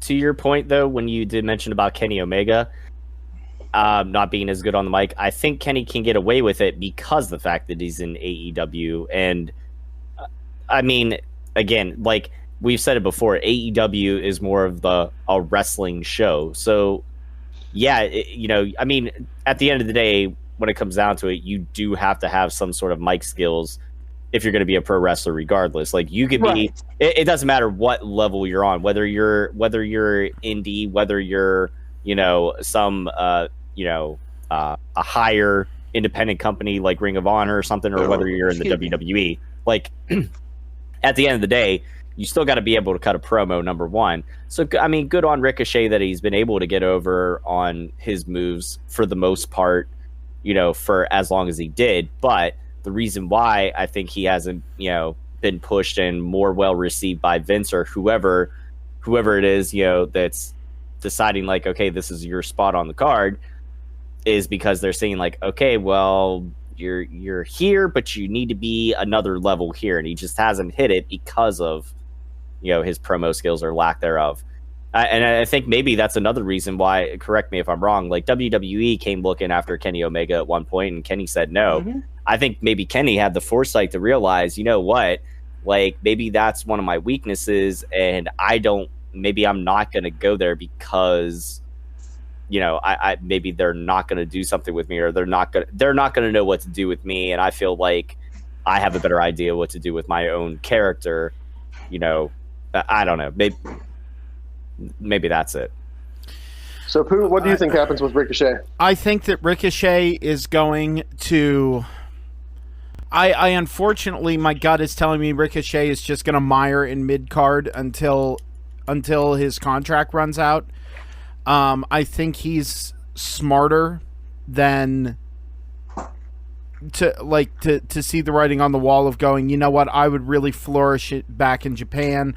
I would flourish in AEW. I would flourish in Impact. And the nice thing is the world of wrestling is allowing guys like him to make that call and feel confident in it. The other thing that Ricochet might have to think about, though, is job security, because the way he wrestles, even though it's been, his edge has been dulled in WWE a little bit, not much, but a little bit, for the stuff that he does, the high risk stuff. He has to think about, like, guys like him and Will Ospreay need to think about their careers, because their careers will be shorter than most because of how they wrestle and what they do. And even Will Ospreay in his interview talked about it, because he's bulked up. There's some stuff he can't do anymore, and he said it's not a bad thing. It's changing how I wrestle, and it may even be for the better. You know, that now, yeah, he can't do a lot of the twisting, flippy bullshit. He can still do a lot of it, but he can't do as much as he used to. I think Ricochet might want to think about job security. And I mean, if WWE goes, hey, we're going to throw $500,000 at you a year and we're only going to have you work on main event and everything. And he goes, it's for another 4 years. You know, that's $2 million if myself and, you know, if him and Catanzaro are still together, like those two, like, it's like, all right, well, I can just wait that out. And then after I'm done, I'll be set and I can make my choice of where I want to go. But then again, your star will definitely fall by that point and your value might be a little bit down. But then again, the you know, the idea of him going, wait it out, I'll be wanted, you know, maybe he just has to pick a spot. We saw that image of him. He was visibly upset when he was leaving his one match. Like, he pulled the tape off his wrists and was clearly upset about his lot. I mean, the guy went from being the second North American champion in NXT and then coming up to the main roster to much fanfare and being put in good spots to being dropped down to doing these to doing, you know, main events and like dark matches and stuff, or being fodder for big dumb monsters. I understand the frustration because he made that call to come to WWE and it's just kind of biting him in the ass. Like, or at least it feels that way, I'm sure, to him, because to him, he was such a big deal. And what really blew him up was that match with Will Ospreay. Whether it was good or whether it was bad, depending on your view. Motherfuckers. It got him in the conversation of the entire wrestling zeitgeist around the world. And it made his star skyrocket. Him and Will Ospreay, it basically exposed them to the wider market of wrestling in America, at least. So I understand why Ricochet would be frustrated, but I mean, he has options. He's still young enough, but I really think, I honestly think they're just going to keep him in the mid card unless Heyman has his way and he can get him into a better spot. He's just going to hang out there until his contract runs out, and then he has to make a decision for himself. So I think my really, dear Poot, I gotta say one thing though. The way my mind works. When you said they're gonna, like, I had Neil Diamond come on my head. It's like, they're wrestling in America. You had Neil Diamond do what on your head? Yeah, that's right. You heard him. My dear Poot, he the tale of V. Vickers. He the tale of Mike Kanellis, who says, hey, you know what? I like money. Hey, you know what? I'm okay with being a small fish in a big pond. And then, 4 months later going, what the fuck have I done with my life? Well, that's why I said he has to make that call. No one can make it for him. And like, that's why I said it's kind of like one of those, for Ricochet, I feel like,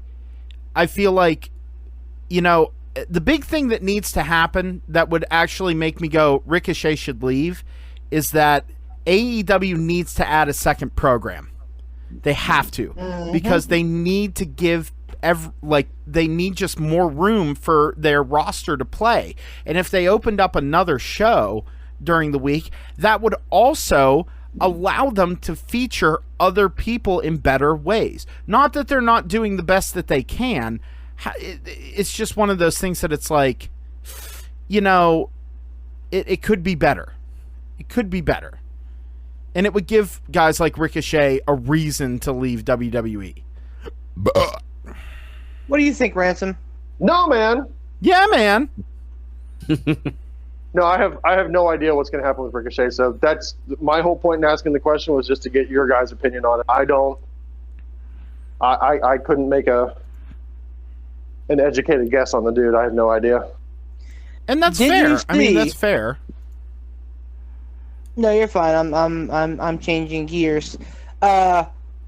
The next NXT event is NXT in Your House, which I am a fan of. That What a great callback. All right, no. When was the last time there was an In Your House? Oh, 90s? 97? Yeah. No, like that was the other thing. In that little spot this week on NXT with DX was actually really fucking funny. I loved Road Dogg pops up and Triple H goes, "Where were you?" "I was down there." "Why?" "Don't worry about it." Like, that made me chuckle so much. Like, I thought it was hilarious. Anyway, go on, Beef. No, I mean, I think that we're going to get a really great card as well. I mean, it's, again, it's fucking NXT, so, go fucking figure. But I think it's really clever on the NXT theme, and then your the takeover theme rather. Plus, you're drawing in the whole quarantine aspect. I think it's fucking masterful. And like, once again, NXT with the master stroke. I'm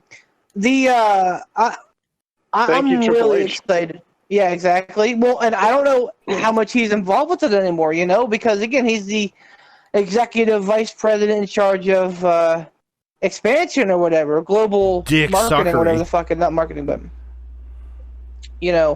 I don't know how much he's got a hand in it anymore, but yeah, I mean, well, clearly a lot, but I think that this is awesome, and I don't know about you guys, but like the Matt Riddle Timothy Thatcher feud is money all the way around.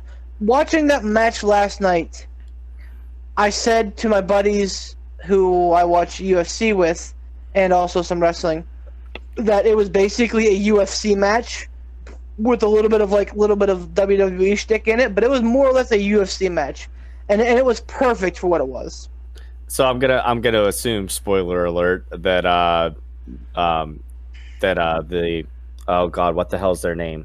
Imperium took the titles. Fucking right, they did. You know why? Because the ring is their house, and the ring is sacred, and they're gonna fucking protect that shit. I'm glad to see that they got it, honestly. Like, because they haven't held the UK tag titles at all. They haven't. Fucking 2 years too late, man. So I'm glad that they put the titles on them. Like, they definitely need it. I have no idea who the hell Timothy Thatcher is. I mean, I've seen him. I caught like a brief glimpse of him as I was turning off my TV last night or whatever, and I was just kind of like, oh, okay, he's paired up with Matt Riddle, I'm guessing, because Peter Dune is stuck over in the UK or whatever. So yeah, makes sense. I still don't understand how they can get guys like Marcel Bartel and Eichner over here, but guys like Walter. We talked about that. I said I think Eichner and Bartel live in the US. Yeah. Oh, gotcha. Yeah, I mean that makes sense. Still, I don't know. I'm ready for Walter versus Balor. Like, the sooner the fucking better. I want to see the chop fight there. Oh my god. I want to see that chop fight so bad. So Balor is so undersized. Like, Walter is going to look like a giant next to him, but I know the match is going to be incredible, and it's going to be like 8.5 stars. And well, yeah, hell, look at the Tyler Bate and Walter match from that one takeover. Oh, like, fuck, that was so good. That was amazing. Mm-hmm. Like, yep. So, and you know that Balor is talented enough in the ring to to help carry Walter. Whenever. Listen. I think it's the other way around, man. I think it's Walter. Hold on. Okay. Not taking anything away from Walter. I was going to say that Balor is good enough to carry Walter if Walter starts gassing out for any reason. Okay. And Walter, hold on. Let me finish my point. Can I finish? And Walter, by the same token, is definitely good enough to hang and bang with Balor, because we saw what he was capable of with Tyler Bate, and he's got enough. He can go. He's got enough in the tank to have a good quality, long match. He's not a big dude that can only go for like 10 minutes. Yep. So that's what I wanted to say. Yeah. Not a Brock Lobster. I've seen Walter involved in more 30-minute matches than like Ricochet. So like, yeah, I mean, he can. Yeah. Walter can fucking go. Dude knows what he's doing. He knows his fucking business. There's a reason why his nickname is the Ring General. Yeah. Like, I mean, he gets it. Like, and the thing that speaks, I think, especially highly, I mean, we've lauded Finn Balor for how long, but the thing that really, I think, makes Walter really special is the fact that he's a big fucking boy that can, with any size opponent, make it interesting and believable. Would you say that he's a big motherfucker? Oh, no, I would never call Walter a motherfucker ever, ever, in any kind of way. Like, it's just, you rarely see a guy his size that can go and with guys who are smaller than him and not have it just be, oh, David versus Goliath. You know what I mean? Yep. Okay, I was like, did I lose everyone? No. You're good. Okay. No, man. You're good. Yeah, man. No, man. So is there any? I mean, we covered a lot of, covered all the money in the bank and stuff like that. Do we still have more wrestling talk, or do we want to do a little bit of break the kayfabe? I don't know, Ransom. You normally have a good like classic wrestling question or bit that you have, so I'm sure that you're mulling something over. No, I'm really not. I got nothing. I wanted to talk about Money in the Bank. I think we talked about that and had some good discussion on that. But no, I don't have any previous wrestling questions. So, all right. The one thing worth mentioning is the SummerSlam thing. And we don't have to talk long about it because we're going to be inundated with it, I'm sure, the next couple of months. Yeah, I haven't heard anything about SummerSlam. What are you thinking here, pal? So, SummerSlam was booked to be at TD Garden, Boston, the Boston Arena. The damn Garden. What? Nothing. Anyway, it was booked to be in Boston's like main arena, and Is it Boston by the has said by the harbor. Boston has said that the king of Boston, Larry was his name. Boston, what the fuck? He made me a sandwich. It's the last we'll know of his people. Wouldn't be a podcast if we didn't get some of this. Go on. Fucking Space Ghost reference, Junior. Keep up. Anyway, Junior. but I am actually snacking up, so sorry. Anyway, the governor has said that he's going to that like no sports with people, no way, no how till like at least September. So one of the things being discussed is that moving SummerSlam to September to align with those views. I think that's a very like modest take on the situation. I think we'll probably be looking into at least 2021 before we see people in venues. Wait, hold on. I missed what you said there. They're thinking about moving SummerSlam to September. Mm-hmm. Because the governor of Boston has said that there will be no athletic sporting events with people in it. And with what fans. WWE wants to have SummerSlam in front of people. Mm-hmm. Oh, So, okay. There's talk of waiting till September, which, like I said, and I mean we're gonna know what Pandora's box holds here in the next couple of weeks. Well, probably in the next month or so, how severe this is. But regardless of the whole situation with the corona, the COVID, the other thing is that Vince has apparently it's also on the table to move to potentially Georgia or Florida, who are just like, fuck it, let's bring all the people we can because we want that money, bitch. So there's talk of moving. I mean, I don't know how the whole like fucking like breach of contract thing is happening now, and I don't know if that's a thing, but like it's been advertised for Boston, so they want to do it in Boston, so it's either going to happen. Honestly, I believe that Vincent Kennedy McMahon will have his way, as will Mr. President Trump. and that they will have fans at SummerSlam for good or for bad. Whether that takes place in September in Boston, whether it takes place in August in Georgia or Florida, is yet to be determined. But that's, we're already in like a WrestleMania situation with Boston, and we're fucking 3 months out at this point. So you think regardless of where they have it, you think SummerSlam is going to happen in front of a crowd?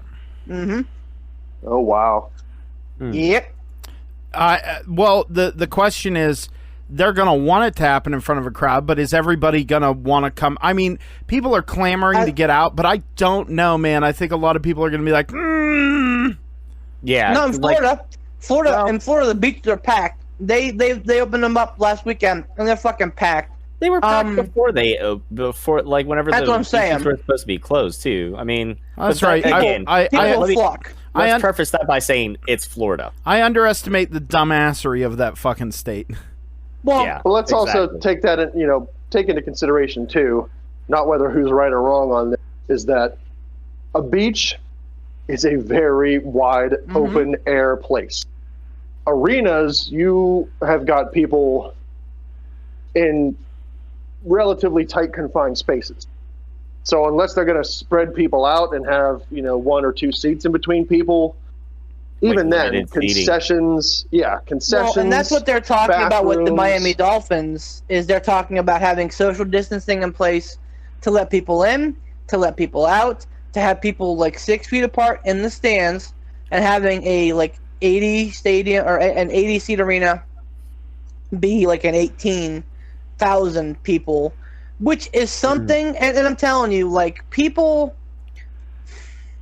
again, we've been back and forth, and it's a fucking badminton match because nobody fucking knows anything about this whole fucking COVID thing.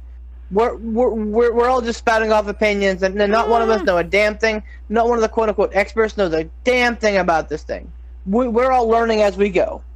But that there are people out there who are like, I want to be free to do what I want to do, and they are ready to go and see. They're ready to go and see a Major League Baseball game. They're, they want their fucking NFL. They want their fucking NASCAR. And by God, I want my MTV. They want their fucking WWE. So there will be people who will go. I don't know if they'll get, 25,000 in the stadium, but they'll probably get at least 10 to 15 without batting an eyelash anywhere they go.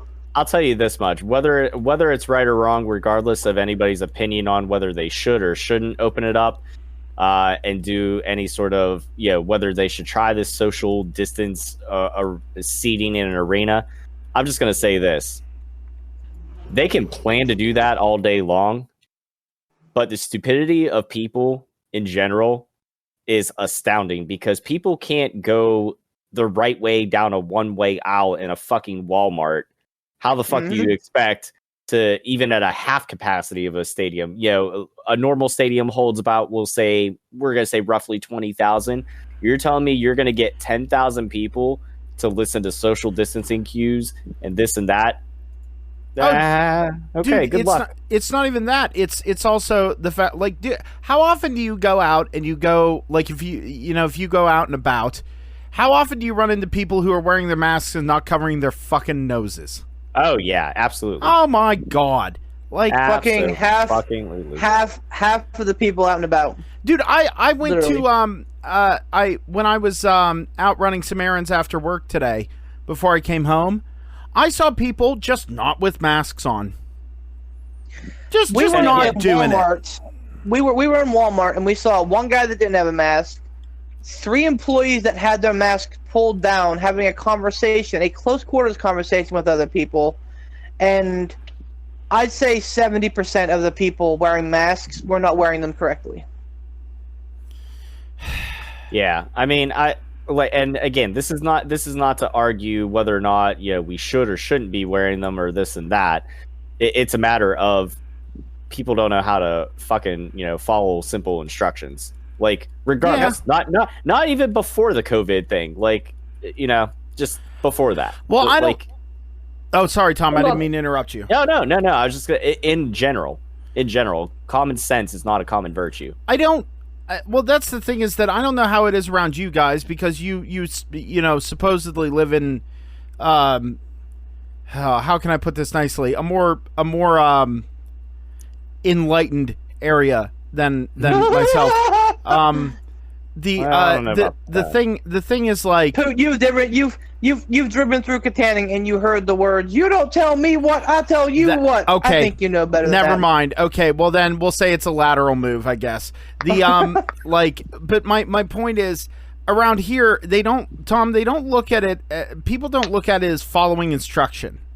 They look at it as you're taking my freedom. Oh yeah, and I get it. I'm like, and that's a whole nother debate. We could debate all this all day long. Like, I mean, we really could, but like, it's just the fact that it's like, look, if you're not gonna do it for yourself, do it for the people that you love. Like, you know what I mean? I understand. I'm trying to do the best I can, but it literally is to keep my family safe. I'm not gonna lie, I felt like a jackass today because whenever today? I had just today. I love you, Pooh. Wow.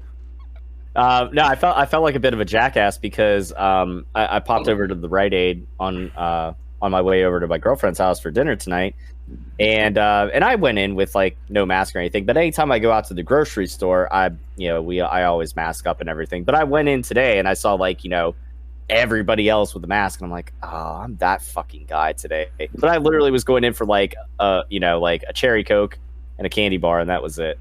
So, I think all of this though, it harkens back to what Beef said earlier, is that nobody knows for certain 100% anything about this.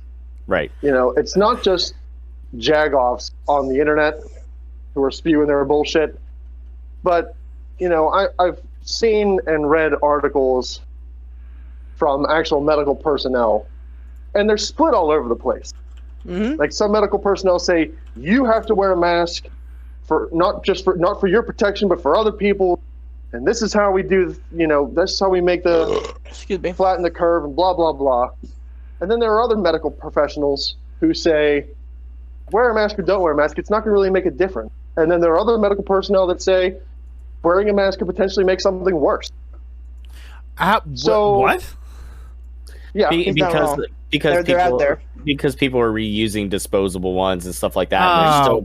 And much like myself, my mask doesn't fit me properly, so I have to fucking adjust it all the time. I'm kind of making sure it's still around my face properly, and whatever. So yeah. Some people wear masks and some people don't, but not even the medical professionals can agree this is 100% certain. This is most likely the safest case.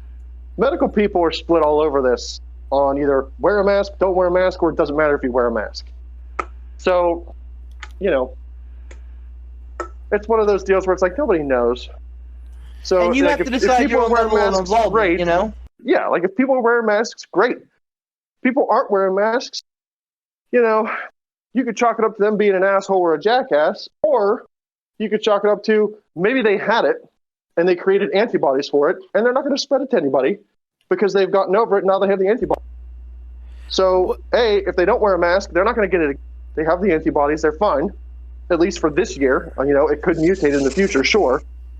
And if they've had it and gone through it, and they've gotten over it, they're not going to spread it to anybody else. Well, it's not even... That's the thing is, it's not even will it mutate. It's a virus. Viruses mutate at a rapid rate. They adapt. I've already read that it has mutated and that someone in China has come down with a second... they got over it and came down with it again. Hooray! I've read that it lays dormant, that it lays dormant for 2 months, and you can spread it within... who fucking... That's what I'm saying. Everybody's saying something different, and in the Legend household over here, we're treating this like a fucking Fabergé egg. Like it's that doesn't mean that you have to. Plague. Right? Yeah, that doesn't mean that you have to, but when you don't know about something, so here is exactly our take on it. The thing, we don't know enough about it. Nobody knows dick all about it. even the fucking experts, like you said, Ransom, it's literally a 50-50 split. That depending on what, whether you bend to the right or the left is what you're going to hear. But like, we're treating it like it's a very serious thing that could potentially harm the people that we love, including ourselves. So like, with that knowledge, we are choosing to treat it like a, like a Fabergé egg, or like a fucking football on a game-winning drive. Like, we're, fucking protecting this house. That's not to say that everybody needs to do the same. That's what I was thinking. But that's how we are handling it. And I'm certainly not going to fault anybody for needing you to get out. And, I fault morons for gathering in mass and, like, brandishing, like, weapons at, like, state capitals. Like, that, I think, is a problem. Oh. But, like, people wanting to get out and do things, I get it. And, hey, man, if you want to do that, that's cool. You go and you do you, boo. But if your grandmother then, and this is not specific to you, Rance, I'm just saying, like, the eponymous you.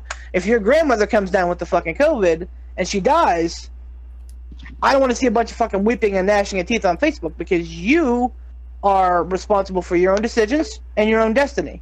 So you get to make that decision and do with it as you will. Like I said, in the Beef the Legend household, we are treating it like it is a very severe thing, because no one knows dick all about it. Speaking of idiots gathering in mass, apparently tomorrow there's going to be a protest in downtown Clearfield. Nice. Now, Yeah. is this like those Ku Klux Klan meetings that would happen all the time in high school that we'd hear about? No, where, like, the Klan would show up downtown, and like 4 people would show up downtown and be like, "Go home, you bunch of racists," and other people, No, I guess it's people are gonna gather peacefully. I mean, and that's the thing. I'll never stop anyone from gathering peacefully. That's something that you can do. You have the right to protest. You have the right to gather in a peaceful manner to voice your opinions. That's part of being an American, even if you don't like what people are saying. However, the thing is, it's the insanity of, like, look, okay, here in Clearfield County, we jumped for a long time. We sat at 11 confirmed cases. Then it jumped to 12.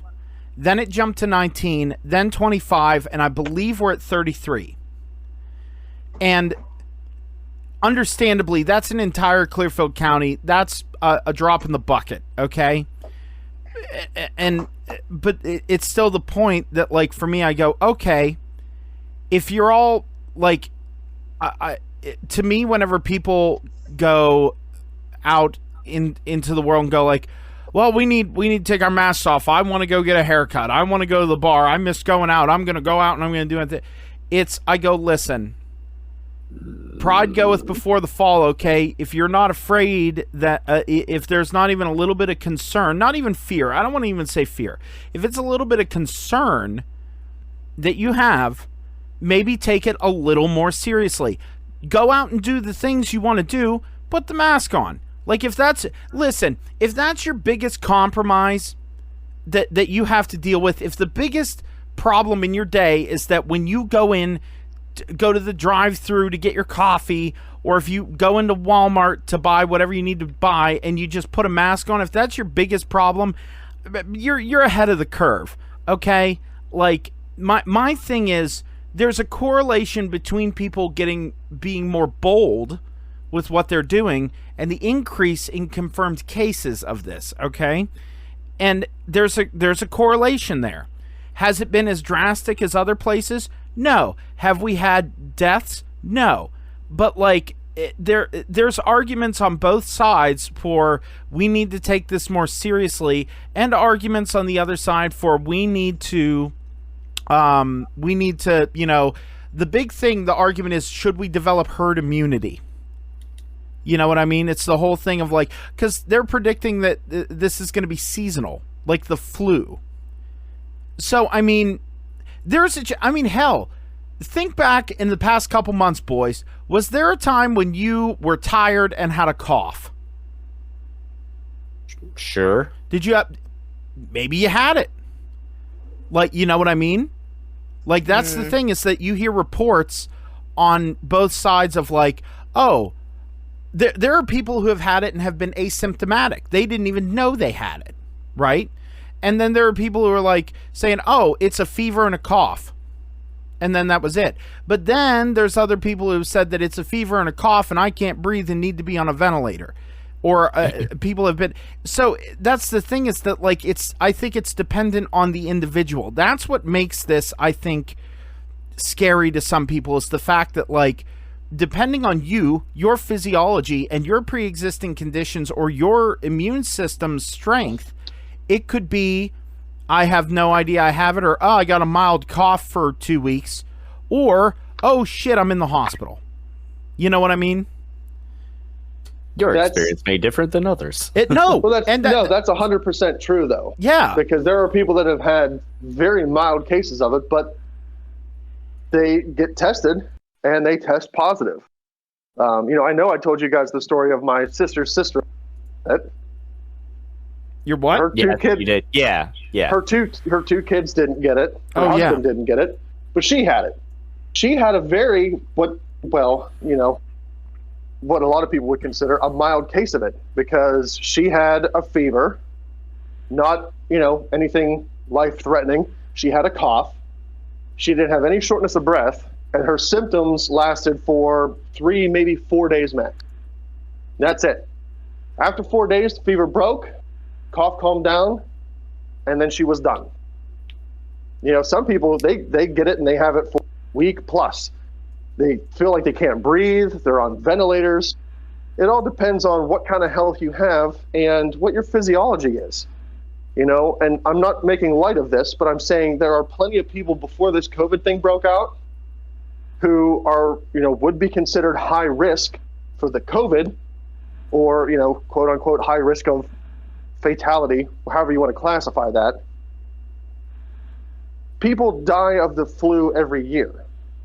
And there are people that are, high risk that are, freaking out. I'm not talking about, but I'm just talking people in general who are like, holy shit, this is the worst. This is the end times. But those people don't bat an eye at the regular flu. They never get a flu shot for the regular flu. And the regular flu is seasonal. Comes around every freaking year, and they never get a flu shot. And they're just as, high risk of regular flu being very traumatic for them as the COVID. And you're right, this COVID thing is going to be seasonal. It doesn't matter if a vaccine comes out, it's never going away. We're going to live in a world, until the end of our days at least, to where this COVID exists. Because like you said, Poot, it's a virus and it mutates so rapidly that even if they come out with a vaccine, A, not everybody's going to get the vaccine, and B, vaccine's not going to be 100% effective, and C, this virus is going to mutate to where vaccine for this year might not be anywhere near effective for the mutated strain that comes out next year. And you're going to see people get it until they figure out and discover, oh, here's a mutated strain. We need to develop our vaccine to incorporate this mutation. So the COVID's not going away. We're going to live with it until the end of our day. Maybe, in the future, people will be able to develop vaccine virus and they'll completely go away. But, look, everybody gets vaccinated for polio. Polio still. And how long ago did they develop a vaccine for that? The cases of polio are very small, but it still exists. So, I believe that the social distancing is needed until there's a vaccine. But I think there might be people out there that say, oh, once the vaccine comes out, everything will be fine. COVID will be gone, everything will be fine. It won't be gone. Oh, COVID's never going away. Nope. The cases will dramatically lessen, but there will still be cases. Every year, there will still be cases of COVID. It's not going. It's like the regular flu, H1N1, SARS, Zika, they're all here. but nobody bats an eye at any of those. Well, so here's what I'll counterpoint that with is that, you know, we are 2 months deep, almost 3, and like we're still fumbling through it, figuring things out. I at this Figure it point, out. Well, yeah, but at this point, I don't think it's fair to make an app. I don't think there is an apt comparison at this point because we don't know what the future holds. Yes, it is comparable to the flu right now, but if unchecked, it could be. And like I said, we're gonna find some shit out here in about a couple of months, because with a lot of states reopening, with everybody going on vacation, crossing state borders, crossing fucking country borders, you know, there's definitely going to be some spikes of it. So, you know, I think that right now we are, and you know, honestly, a year from now we may not even have the data that we need to make comparisons. But a year from now we'll have a better idea of how it stacks up against them. But that said, I mean, like I said, I get it. You know, people got to make money. All these small businesses are absolutely floundering because the government has failed them. You know, this is the definition of a failed state. I won't even get onto that tangent because I could go on for another half an hour on that myself. And the fact that we as a people can go 2 months, right? The fact that we can go 2 months and be in destitution, and people are like waving their automatic rifles around, like marching against their state capitals, being like, you know, I need money, is exemplary of the real problem in America, which is, you know, the trickle-down economic model, which hasn't worked in a long time, and very clearly is not working now, because the rich are just getting richer, and those who need the money are not getting it to where they need to be. So this is a symptom, if you will, forgive the pun of the whole virus analogy, but this is a symptom of the true disease, which is the economic conditions of America. So to kind of completely jump gears to something a little bit happier, I know we were asking earlier before we started recording if we were going to do a hot tag trivia or not. I've got a trivia question to pose to you fellas here, because if we keep talking about the economy, I'm going to want to blow my brains out right now. So yeah, same. Yeah. So I'm going to pose a hot tag trivia for the three of you, and I'll go around and you guys can take turns trying to figure it out. But my question to you guys now, I'm going to ask first of all, you're all familiar with the Impractical Jokers? Oh yeah. We lost Beef. Oh, Beef's back. We lost Beef? Beef? Nah, he's back now. No, he's not. Discord. Okay, yeah, you're there he good. is. We hear you now. Beef, you're familiar with the Impractical Jokers? I am. Okay. All right. So my question to you guys is, in an episode of the Impractical Jokers, one of the punishments was that one of the Jokers ended up, unbeknownst to them, found themselves in a wrestling match with somebody. I want to know, A, who the Joker was that got punished, and B, what wrestler did he find himself in a match with? Oh hell. I want to say it was Sal, because he's always like, it may have been Murr. Fuck. It was definitely either Sal or Murr for sure. And I want to say the wrestler was some like big foreboding dude. Maybe Strowman?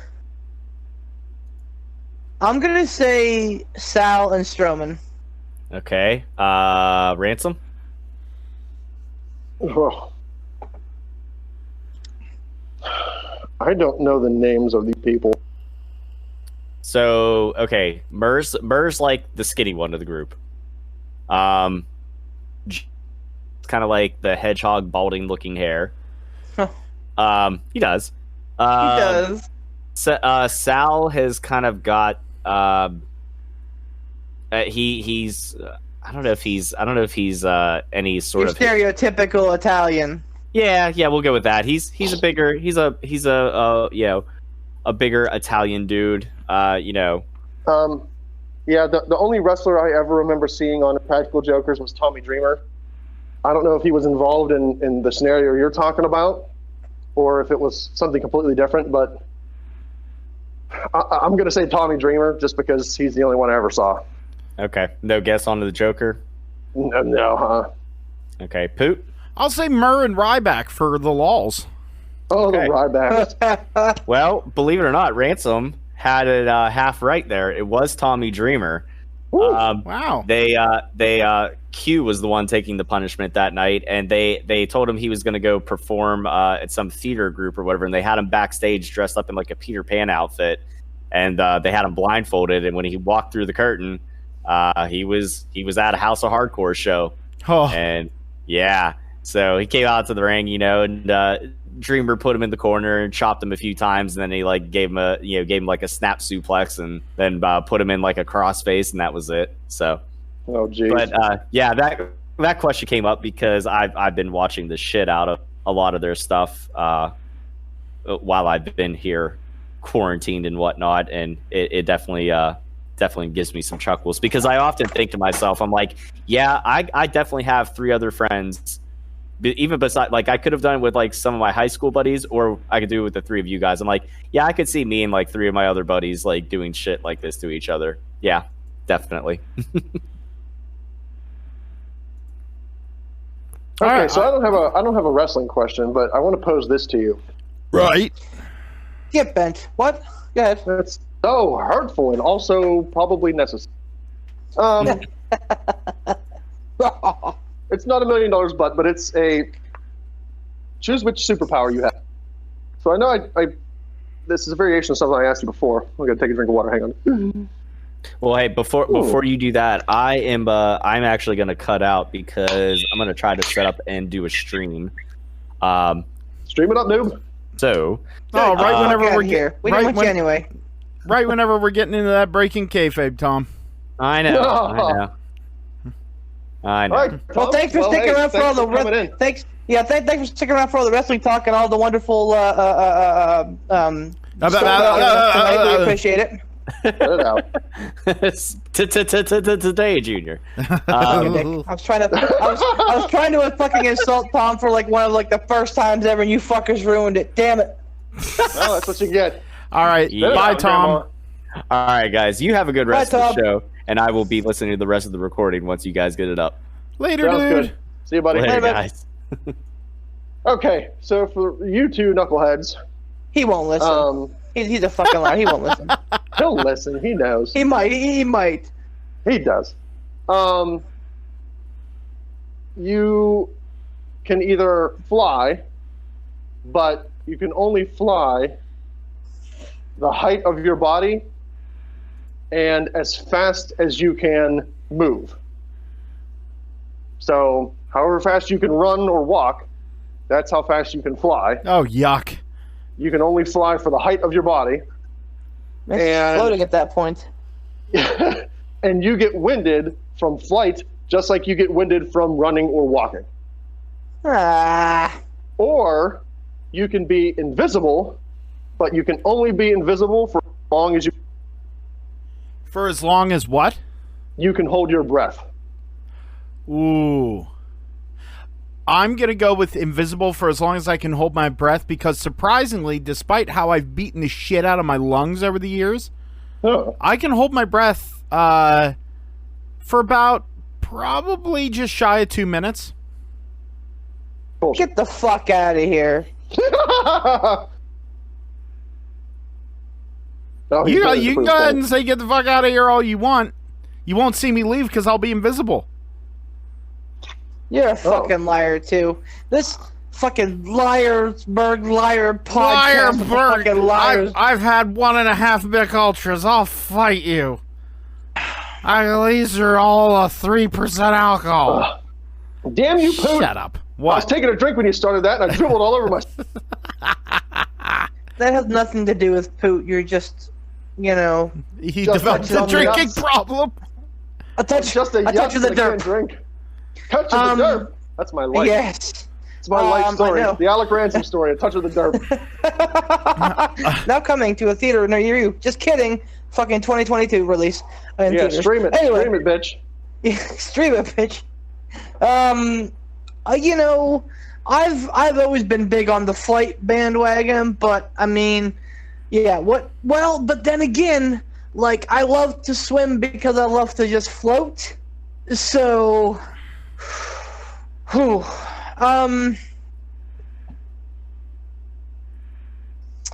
I'd probably still go float. Yeah, I think I'd go float. Yeah, good enough. Let's talk on the old knees. I'm going. The beef dog's bad knee. The It's the bad name. beef dog's bad knee. No, I'm going with invisibility. What about you, there, question poser Magoo? I would go with invisibility too. I can't hold my breath like a fucking free diver like Poot, but 2 minutes You mean is like not a that fucking long. liar? A fucking free liar like Poot. 2 minutes Oh. is not that long, you mouth breathers.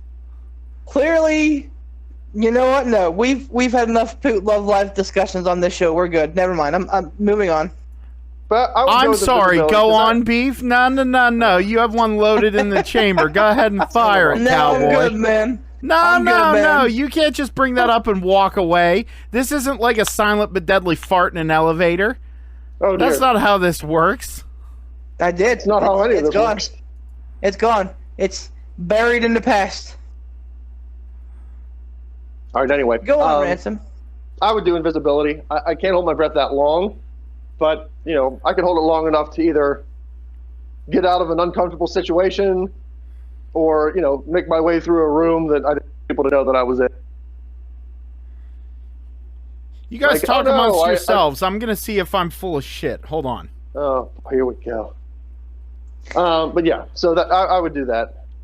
Just, there's ever an awkward conversation that I'm, in the middle of, or, I've been in that position before where like two people are having a conversation and I'm just, I just happen to be there and I'm not really contributing, but, I'm listening and it gets real awkward. It's like, can I just walk away? Would it be more awkward if I just turned and left? Or like, what do I do buddy. here? Me. Yeah, it's Me like- too. I've thought to myself, like, what do I do here? Like, I know Like, I'm not you going to already- chime in, but You already feel invisible because of the situation. You're just like, yeah. Uh-huh. Yeah. Well, and you try to get into like I'm walking out the door phrase, but they just won't let you. Yeah, It's right? like, all right. All right. Go ahead. Yeah. All right, go ahead. Yeah, it'd be helpful in that situation because I could just go. Someone would turn and go, oh, where wasn't he here? Where'd he go? Oh, I don't know. He's not here. Whatever. Yeah, but then they would seek you out to finish that conversation. Like, hey man, we missed you. We just want to, and it's like, oh damn it. Well, if I can hold my breath to at least get out of the room, then I could take another breath and then hold it again, and then hopefully I can continue to do that until I can get the fuck out. Or pass out and die. One of the two, either way, would be a better situation than being in one of those conversations for sure. Yeah, I mean, if I pass out, doesn't matter how awkward your conversation was. Now I'm on the ground. So what do you got? Now I'm on the ground. What are you gonna do? Okay. I'm full of a little bit of shit. I got to a minute 33.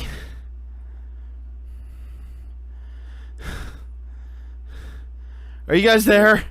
The silence is We deafening are. on this. Are you guys? Are you guys there? Beef Look at still me. seems I can unimpressed. hold my breath for 5 minutes. Watch, guys.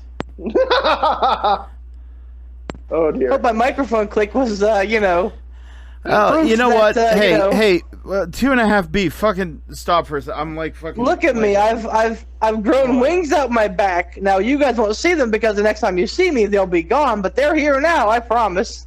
Well, I pretty much held my breath for an entire podcast. The last episode, Beef was talking, so I just sat there and held my breath. Watch some wrestling. How many bit? Maybe How many beers have you had tonight there, dum-dum? I've had 4, and I'm actually not. I mean, I was feeling it for a hot minute, but it's. I can fucking hear it as you get drunk. Trust me, Beef. You don't notice the drunk coming on. It sneaks up on you, especially with you. No, I'm good. You get a little more sassy. You get a little more aware. Assy. Or if you're my wife, shit-faced. when I say to well her, aware. like I'll come home from talking with Bob and the guys, Beef, on a Saturday night, and I'll come home and I can hear Tara talking to the girls, and I go, she's had a few. And then after she's done, I'm like, so how many beers have you had? Oh, I just had a couple. I'm like, yeah, it's fine. I'm like, I can hear it. She's like, no. She's like, no, you can't. Like, I'm fine. I'm like,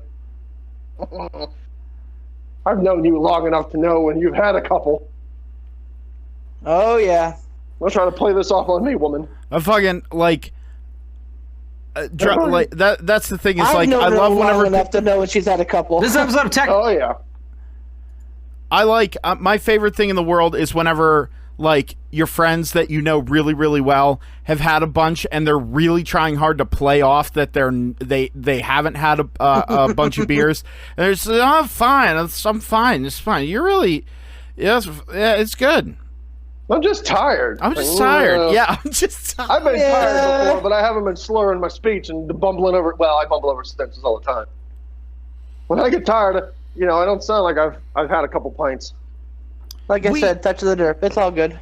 Touch of the derp. I would say the three of us and the sample group here is good because I've never seen Tom in the bag, but like we all have our weird little proclivities whenever we drink. Like Ransom, you're the only person that I've ever met in my life that can go from fun, crazy, drunk to like literally immediately flip of the dial hungover. Get the fuck out of my house. Yes.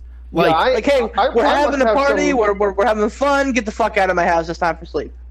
Yeah, I think I have I don't know what it is. I don't know if it's metabolism or what it is, but if I have... Bitch is the word you're looking for. Well, yeah, that too. Oh, listen to big listen to the big dick energy from Beef.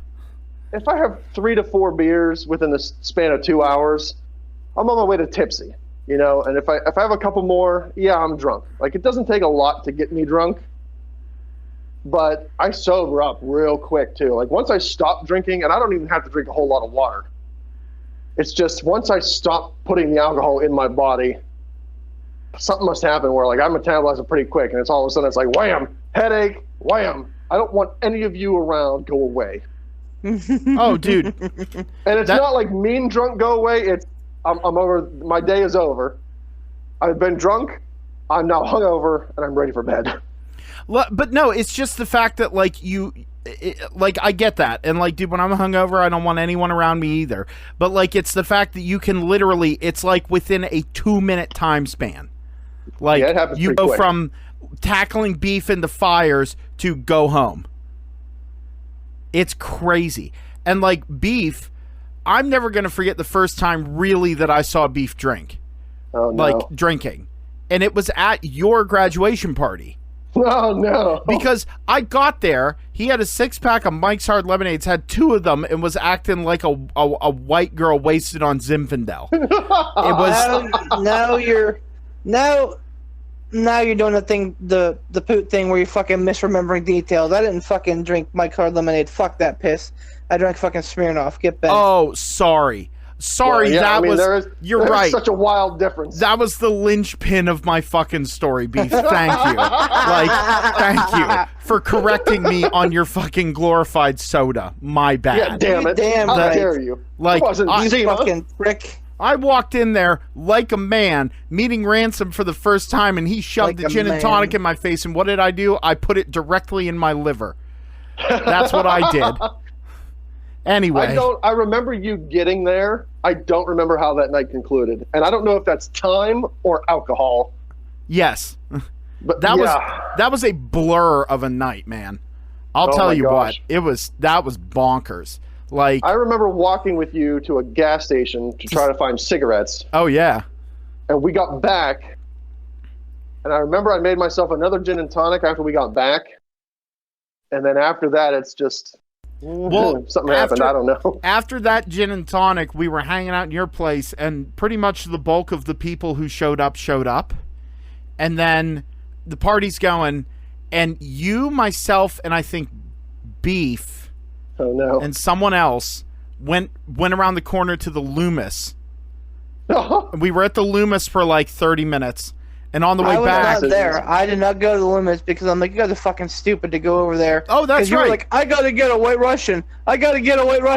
I'm like, have fun paying $12 for a White Dude, Russian in no. that fucking overpacked, worthless, fucking sad sack of a club. it was not that jammed, and they had a special on well drinks. It was, I think my White Russian was only like $3. That The only does time I've sound ever like liked that. Sounds like Beef though to Jew out on the whole like. Oh, I'm not spending money there. I'm gonna drink my Zima. Oh, Beef's Damn it, so Ransom. mad. He's so No, mad. man, you fucking can't say shit like that. I can't. You Get over it, can, but everybody. you Oh, fucking you can shouldn't. see that's comedy. That's comedy. Like you can't the word Tom said earlier. And by the way, you folks wouldn't know because earlier in the podcast, You'll never know. you'll never know. Tom said a word that he shouldn't have, and he's been put in the bad boy corner.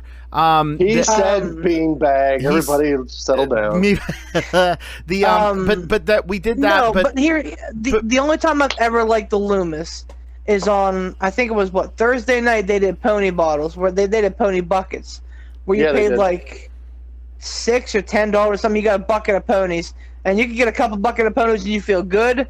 And we lived right next to the place, and we'd walk over, we'd stumble back. It was a good night. what's a Stumble back. pony? Yeah, like It's like a short bottle of beer. Oh, like a half-size beer. Yeah. And then, like, when we were student teaching, I remember Hassler and our friends who were student teaching with us. The only reason I'm name calling Hassler is because he's a fucking dick who unfriended me on Facebook after the last election.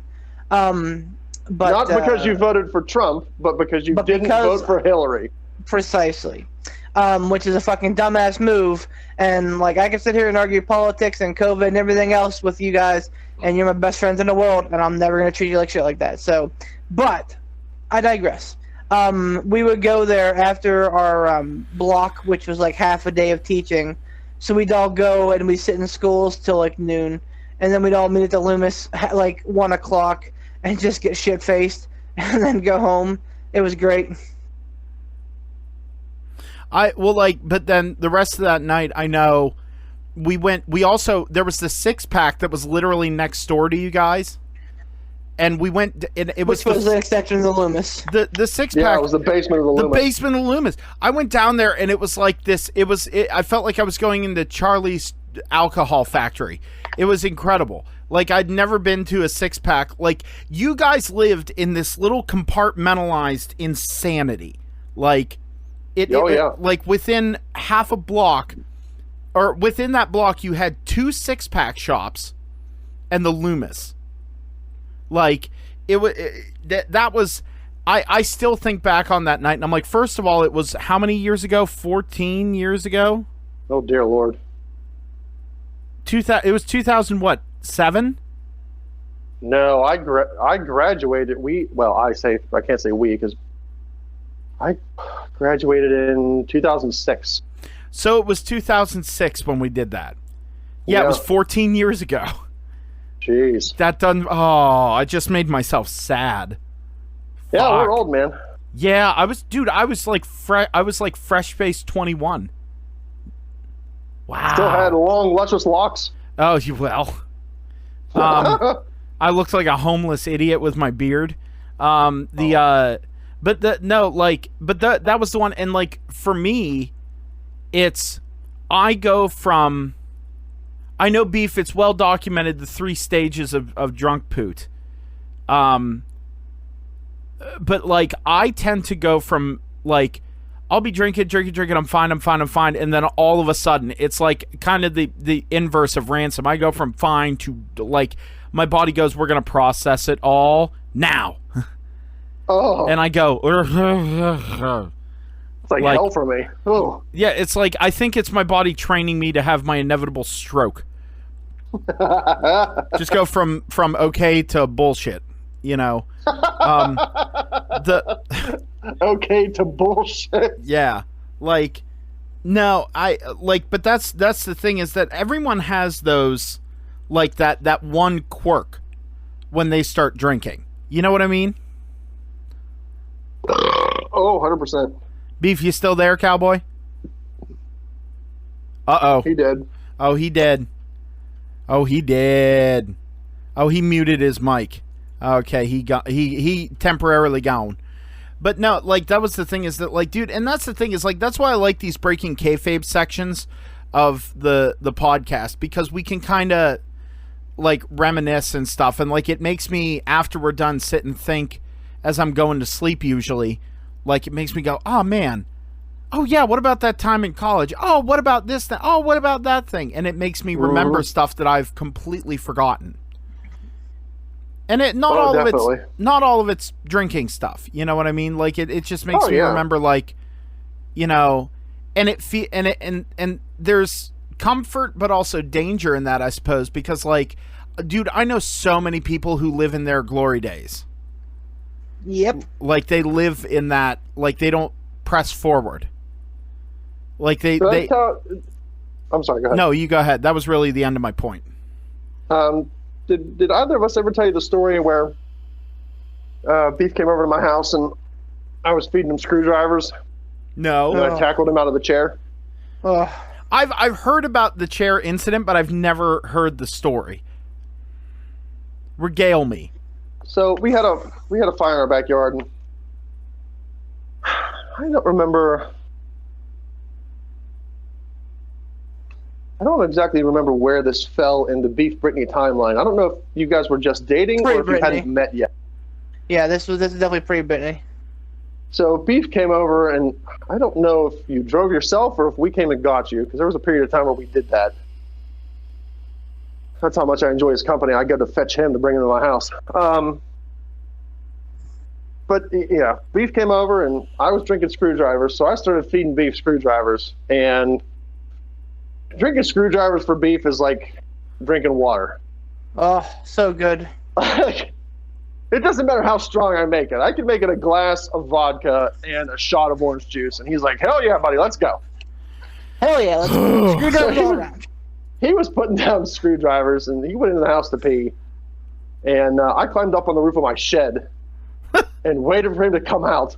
And he came out and sat down at his chair by the fire. And I jumped off my shed and just sprinted at him. And it was like right at the last moment he realized what was happening, because there wasn't enough time for him to do anything but exclaim, "Oh no!" I straight went full edge on him, and I speared him in the chair. The legs of the chair snapped and broke. The backrest of the chair went back and broke. The chair just shattered. And Beef landed on the ground going, "Oh!" Oh, I know that noise. I know that noise. Oh yeah. You know. Oh! I'm like, "Oh, you all right, bud?" "Oh, I think I need another screwdriver." So I went, "Coming right up." So that was the last one, though, because after he drank that one, he goes, I don't know if that last screwdriver was such a good idea. Oh boy! All over himself. We're in the middle of a yard. You could turn your head left, right. You could lean over forward. Pretty much any direction you would hit grass, and it'd be fine. Nope. He goes straight down the front of him. You know, I don't know what it is, but I have a penchant for throwing up, like, on myself.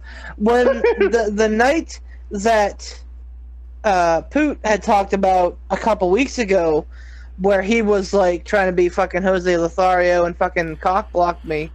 Yeah, okay. And then is that what Jose Lothario did? Well, no, but regardless, I bring the swag like nobody can. Like, I can't he help swooped it. in and tried to steal my thunder and ended up setting up a double date that never had actually happened. Yeah, because we were all too hungover. That he got super drunk, and I got super drunk, and I walked home because I was like, no, man, I'm not riding with you. Yeah, good call. And I was watching The Fresh Prince at like 12:30 at night, and my mom was in her, like, this is in the living room. No, it was so definitely that's after fine. 2 o'clock in the morning, dude. Well, okay. It was. So, so I'm in the living room in a recliner watching French Prince, and my mom's in the dining room, which is like adjacent to our living room, and on her computer, and we're talking or whatever, and then like I start to like go to sleep, and she's like, "Why don't you go to bed?" I'm like, "No, I'm fine," and then I black out, and then I wake up, I'm like, all over me. It's I don't know. It's just and then the one Easter a couple years ago that we were over at your place, and I had a fucking shit ton of Angry Orchard. I just I don't know. Maybe it's because I'm a lazy man, and the beef was certainly that. Just too much effort to try and find a refuse for my vomit. Dude, it just tickles me to death. Like, because drunk beef is both one of the funniest things in the world, and also, like, I'll put it this way: inebriated beef is one of the funniest things in the world, but also at times one of the most insufferable things in the world. Yes, like, yes, I am. And it's so true, but it's just fucking like, I love it. I absolutely love it. I wish I would have been there for the last time beef got faced. Like, faced. I think you were, buddy. No, not SummerSlam. You weren't faced. Oh, dude, I was fucking faced. No, you weren't. You held yourself really well. Yeah, man. I that's why I passed out in the middle of the night, because I was so fucking dehydrated. My body felt like it was like crumpling up into a little ball. That's why I tried to like meander my way out of bed and get some ibuprofen that ended up with me on the fucking floor. I think that's why we even, like, I think that's why, like, throughout the day when we were recording that podcast, we even said, we were like, Beef, you should drink some water. Yeah, he's like, no, man. No, man. I'm good. You were at his bachelor party where he threw up in the drawer, right? We need to talk about that night. We've been going for about just shy of 3 hours, by the way. But I think we should close out this podcast on that story. So, was that another night where you threw up on yourself? Uh-huh. It was. Whose room were we in? Were you in Bob's room? No, You were in Bob's room because we were in someone's room because you didn't throw up on yourself in our room. You destroyed the drawer. Because I shared. So this was. No, go ahead. No, go ahead. No. You go ahead. So this was another night where Beef went one too far, and he hit himself again. You know, we had a trash can near him because we figured bad shit's about to happen. But I don't know. Instead of hitting that trash can, you were just kind of like, yeah, la la la la la, and it just came right up all over yourself. And I think at that point Bob was like, all right, that's it, we're done. No, we need to go back further. We need to just tell the story of the day. Like, it was in Clarion. Yeah. And it was not trying to. I'm sorry I interrupted you, Ransom, but this bears because there that's fine. There were so many hilarious like follies that happened that night. We were at the steakhouse that's in Clarion. Triple R Roadhouse. Yeah, we were at Triple R. Beef's like, oh boy, Triple R. We were at Triple R Roadhouse and we met there and we had dinner. And Beef, I think Beef didn't drink there. Oh no, sounds right. I had a couple. Oh, did you? Yeah, because I don't drink when we go out because fucking drinks are super expensive. So because you guys are like, oh no, man, do it. Here's some beer. So I got like a couple of those the fucking liters, like the big ass beers. I think I had a couple of those. That was my point. It's like I got there and I sat down, and in true Poot fashion, I think I was 5 minutes late. So everyone was already seated. I sat down. And they took my order, and I ordered, I think I ordered a burger, and I said, I want the biggest Coors Light you have. And they brought me one of those liters of Coors Light. And I swear I remember Beef being like, nah, man, I'm not drinking here. You know, I'm not drinking. Like, it seemed like you were doing the thing where it's like every bachelor does, where he goes like, "Oh, I'm not drinking tonight. I'm not doing it. I don't want to be too bad." Like real coy, like, "No, guys, please You're don't high. buy me drinks." You are so high. I was going into that night being like, fuck it, here we go. Okay. Here we go. Well, we ate and then we went back to the hotel. We were staying at not the Days Inn. Was it the Days Inn? Yes. Yeah, we were staying at the Days Inn, and I was staying with your brother, Beef, Yep. and which surprisingly wasn't a bad deal. But we all convened in Bob's room for what, poker, and they had the draft on, right? Yep, the NFL draft, yes sir. You had the draft on, and this is where I'm going to let Ransom take over. So we just kept feeding Beef alcohol like idiots. And he got wasted and threw up on. So we got him cleaned up and was like, okay, well, it's clearly time for him to go to bed. Bachelor party over. There was a moment that I remember. Ransom and I kept going outside for cigarettes, and we go outside. And how did it work? We were outside the side because there was a door down the end of the hallway. Yeah. That like we would go out, and we were out there smoking a cigarette, and Beef drunkenly got up and like wanted to know where we were, and got up, and instead of turning left out of the room and going down the end of the hallway and coming out the door, he went all the way out and around the exit of the hotel, around the building, and just he's right. doing the Mr. Beef McMahon walk. Yep. Coming up, and he's there. And we're like, "What are you doing?" Yeah, like, where the hell did you just come from? And he's like, "Oh, well, the front." And we're like, "There's a door right here." Oh. And so we go back inside, and more jocularity ensues. We go outside. We're having another cigarette. And who was it who burst through the door and was like, "Beef needs you"? My It brother. was either, I think it was Mark. Yeah. And Ransom like flicked his cigarette, and he like ran. I've never seen you run so fast. You ran down that hallway into the room, and this is where Beef is being sick in the chair, rolling and throwing up all over himself. All right, continue, Yep. Ransom. So we got him cleaned up, and I got him back to our room. And this is when Tara was pregnant, and I didn't want to stay away for a night. So I told Beef, I'm like, look, I probably won't be here in the morning. Probably going to take off sometime through the night just so I can get home, be with Tara. And I'm like, I'm staying to make sure everything's good. And then once you're comatose, I'll probably bounce. Okay.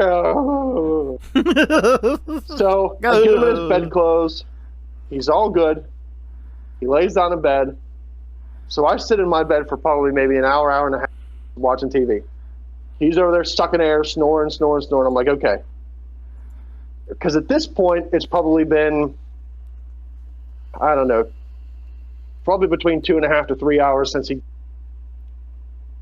after getting him all cleaned up and getting him into bed. So I'm like, okay, he's cool. He just needed to get that out. We're all good. So I take off, and the next morning I get a text from Beef. He's like, hey, thanks for a great night. And I'm like, hey, man, everything go okay after I left? And he goes, well, I threw up again. And I'm like, oh, you all right? Like, did you make it to the toilet? And he goes, no. And that's all the text message said.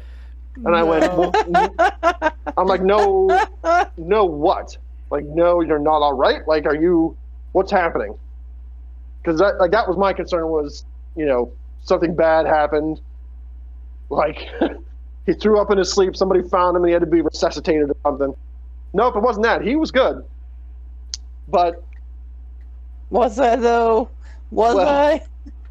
Instead of going to the bathroom to throw up, he turns in between the two beds in the hotel room. There's always a nightstand in between the two beds.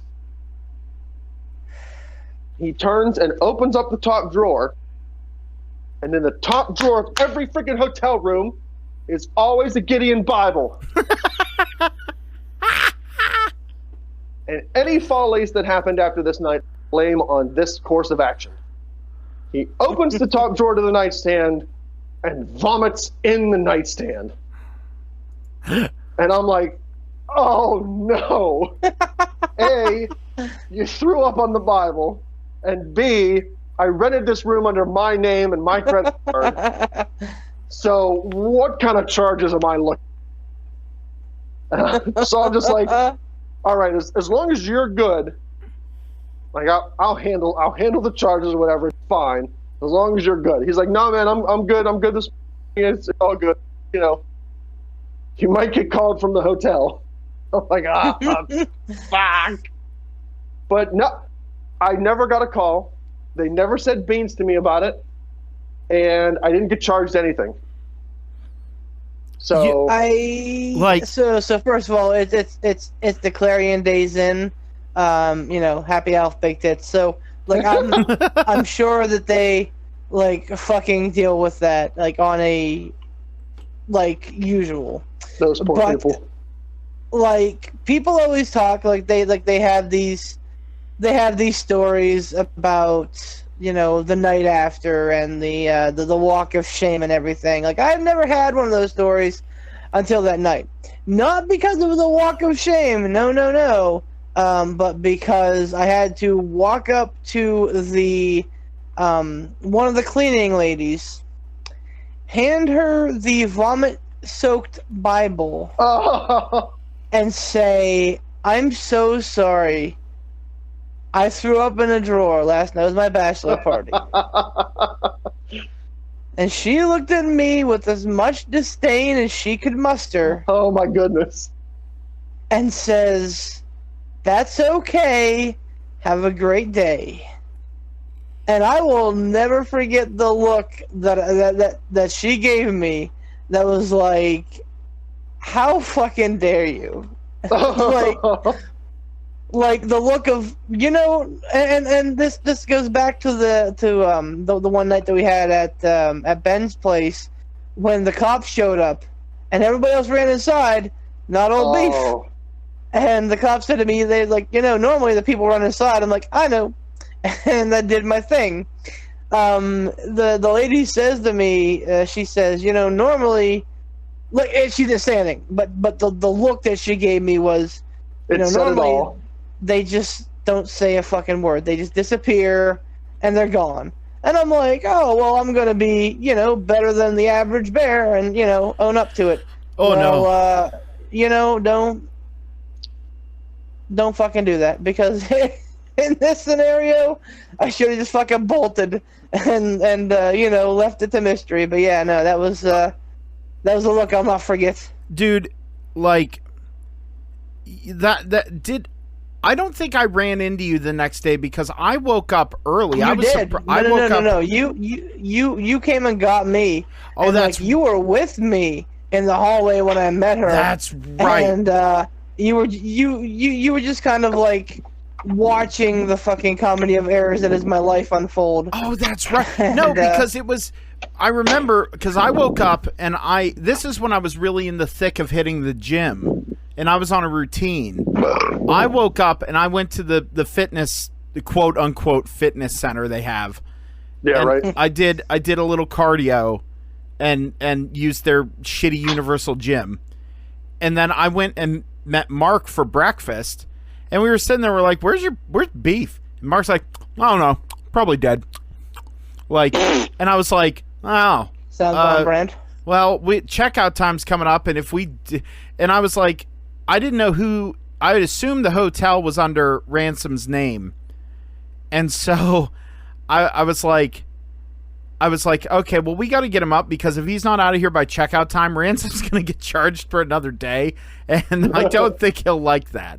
So we went and we knocked on your door, and you were roused, and you looked rough. I forgot. Oh, yeah. You looked rough. You were like gaunt. I'm pretty sure I was sitting on my bed without my shirt on. Yep. Just like miring in my own, like, what the fuck did I do? I don't remember if I woke up. I think I puked in the drawer. And then you tried to clean had had the wherewithal either then to try and clean it up, or at a later time wake up and go, oh no, what have I done? And like do a real fucking half-ass job of trying to clean up the vomit. Well, you know, it's a fucking drawer. It's a fucking wooden like oak drawer. It ain't getting cleaned up. Well, I thought yeah. you said you took it into the bathroom and tried to wash it out in the bathtub. The Bible? Yeah. No, not the Bible. The Bible you threw in the trash. Drawer? No, I waited to hand to throw it in her trash. Like, I had the Bible with me, so I had You put it in the trash can in there and then took the trash bag with you. Oh, you're right. I couldn't remember because I didn't hear you say to her. I just thought it was funny that you were taking the trash to the person, and she was like 6 rooms away down the hallway. Yep, I made a beeline for her, and I was like, I have to atone for this. And you this is my penance. Instead of all you had to do was you rinsed out the thing, you threw away the puke Bible. You should have just tied off that trash can and left it. Tie it off, leave it, because they were going to change it anyway. And you tried to do the upstanding thing, and you got the nastiest of dirty looks. And I think I remember when we walked past, because you were going to check out, I think I walked past her and said, I'm really sorry. Like, that morning was kind of a blur too. I remember working out and having breakfast with Mark, and then coming to get you, and you looked sick, and you had to drive back to Katanning. Yep. Like, you were, and... Oh, boy. Like, dude, I'll tell you, was that the worst hangover you ever had, Beef? The Jaeger nightmare had to be worse. Yeah, because I spent the whole day like dying. So I don't remember, because I got home and I saw Britt, and she was like, "How was your night?" And I said, "Absolutely mortifying. I just want to sleep." She's like, "Hey, me too." Found out that she spent the better part of the night on the floor of the floor of one of her friends' kitchens, after drinking herself stupid too. Oh, so what a pair. We both went to bed at probably like 3 in the afternoon, and didn't wake up until like the next evening. It was unique. So yeah, I don't really remember the hangover. I remember driving back to Canada and being like, man, this fucking drive. Oh. And then getting up to the room like I'm ready to just sleep, and I slept. And really, really quick, Ransom, what's your worst hangover you ever had? The worst hangover I ever had, oh boy, it was the 99 apples incident. It was, what year was it? It was my freshman year. Yep. Because Beef, you were rooming with me. It was the second semester. Because we had the bunk beds. But us and all of our friends lived in the dorm, and only Bob was old enough to buy alcohol. And there was no parties or anything happening this weekend. I don't know why. But Bob was like, all right, so I'll get everybody something. I'm going to the liquor store. Like, not the beer distributor. I'm going to the liquor store. What do you want? So, I don't know. I'm a novice drinker at this point. So I'm like, give me a bottle of 99 apples. Because I had 99 bananas before. Jim and I had done shots of that. So I'm like, I'll try the apple one. Give me the 99 apples. But I didn't tell him to get me anything to mix it with. So I just had a freaking bottle of 99 apples. So I'm just pouring it into a cup and just sipping on it. And what a terrible idea. And I probably had about half the bottle gone. Oh. And Bob looks at me and goes, you might want to stop. And I'm like, well, I mean, I feel drunk, but it's not that bad. And he goes, when you stand up, it's going to be bad. Because we were sitting on the floor of his dorm room. And I was probably, we were probably sitting on the floor for like a good 2 hours, and I was sipping on this 99 apples. He's like, no, you need to stop. When you stand up, it's going to be terrible. So I stopped, and then when I stood up, it was like, uh-oh, bad times are coming. And I threw up more that night than I think I ever have in my entire life. More than my 21st, more than a bachelor, like more than ever. I was throwing up. It was the worst night ever. And the next morning, oh, it was. The next morning, we went to the caf to get something to eat, and I couldn't eat anything. Like, my stomach was just turning and turning. I got food, and I wanted to eat it. And everyone was like, dude, after all that alcohol, you need something. Like, your body's going to tell you no, but you need something. And I couldn't eat anything. And I had the worst stomach ache ever, and I had the worst headache ever. And I remember walking with Tara to the lower freshman parking lot to get her car. And it was probably, from the caf to that parking lot, was like a 5-minute walk, Beef? If that, yeah. Yes, so 5 or less. It felt like the longest walk of my life. I felt like I was in a marathon, just walking to this parking lot. Every inch of my body hurt. Like, my arms and my legs hurt. How my entire body was sore, but it was. I've never had a hangover like that before. Dude, it's not only because of the alcohol, but all that sugar. Oh my! Like, yeah, so bad. And I couldn't eat anything. Like, I couldn't force myself to try to absorb anything, or like get any sort of nutrients back in my body. I sipped on water, and it wasn't enough. Oh, well, you guys heard about the worst hangover I ever had already. So, what was your? Oh yeah, so yours? Would you say yours was one of the Jaeger nightmares, Beef? No, or was it your bachelor party? No, it was probably the Jaeger nightmare, if I'm being real, because, I remember, and I forget what year this was, but I remember that I had gone for an office in Kappa Kappa Psi, which was the fraternity that we all were in college with. Even at different schools, Poot was a member. So we had a vote like the next day, and I was supposed to be there to give this big speech, but I was so fucking sick I couldn't even go. I think I won anyway. I think that was the year that I was the alumni historian, if I'm remembering correctly. I thought you were VP of service. Was that year? Yeah. Oh, maybe it wasn't. Because it was the tail end. It was, wasn't it? No, it wasn't. That wasn't that year. It was our senior year where I was the president, you were the VP of service, and Tara was the VP of membership. It was VP of service. You're right. Yep. So we were. It was at the very, very beginning of the year. So yeah, like we were supposed to go, and like I was supposed to go and do that. And I didn't end up going because I had like a fucking speech prepared. I had note cards and everything. Never got there. Still fucking won. Yep, we were the cabinet. I can't believe the three of us held the 3 highest offices. You, me, and Tara. I can't believe that. And Tara's the only one that actually made it through the whole year. So there you go. I held one office in our chapter of Kappa.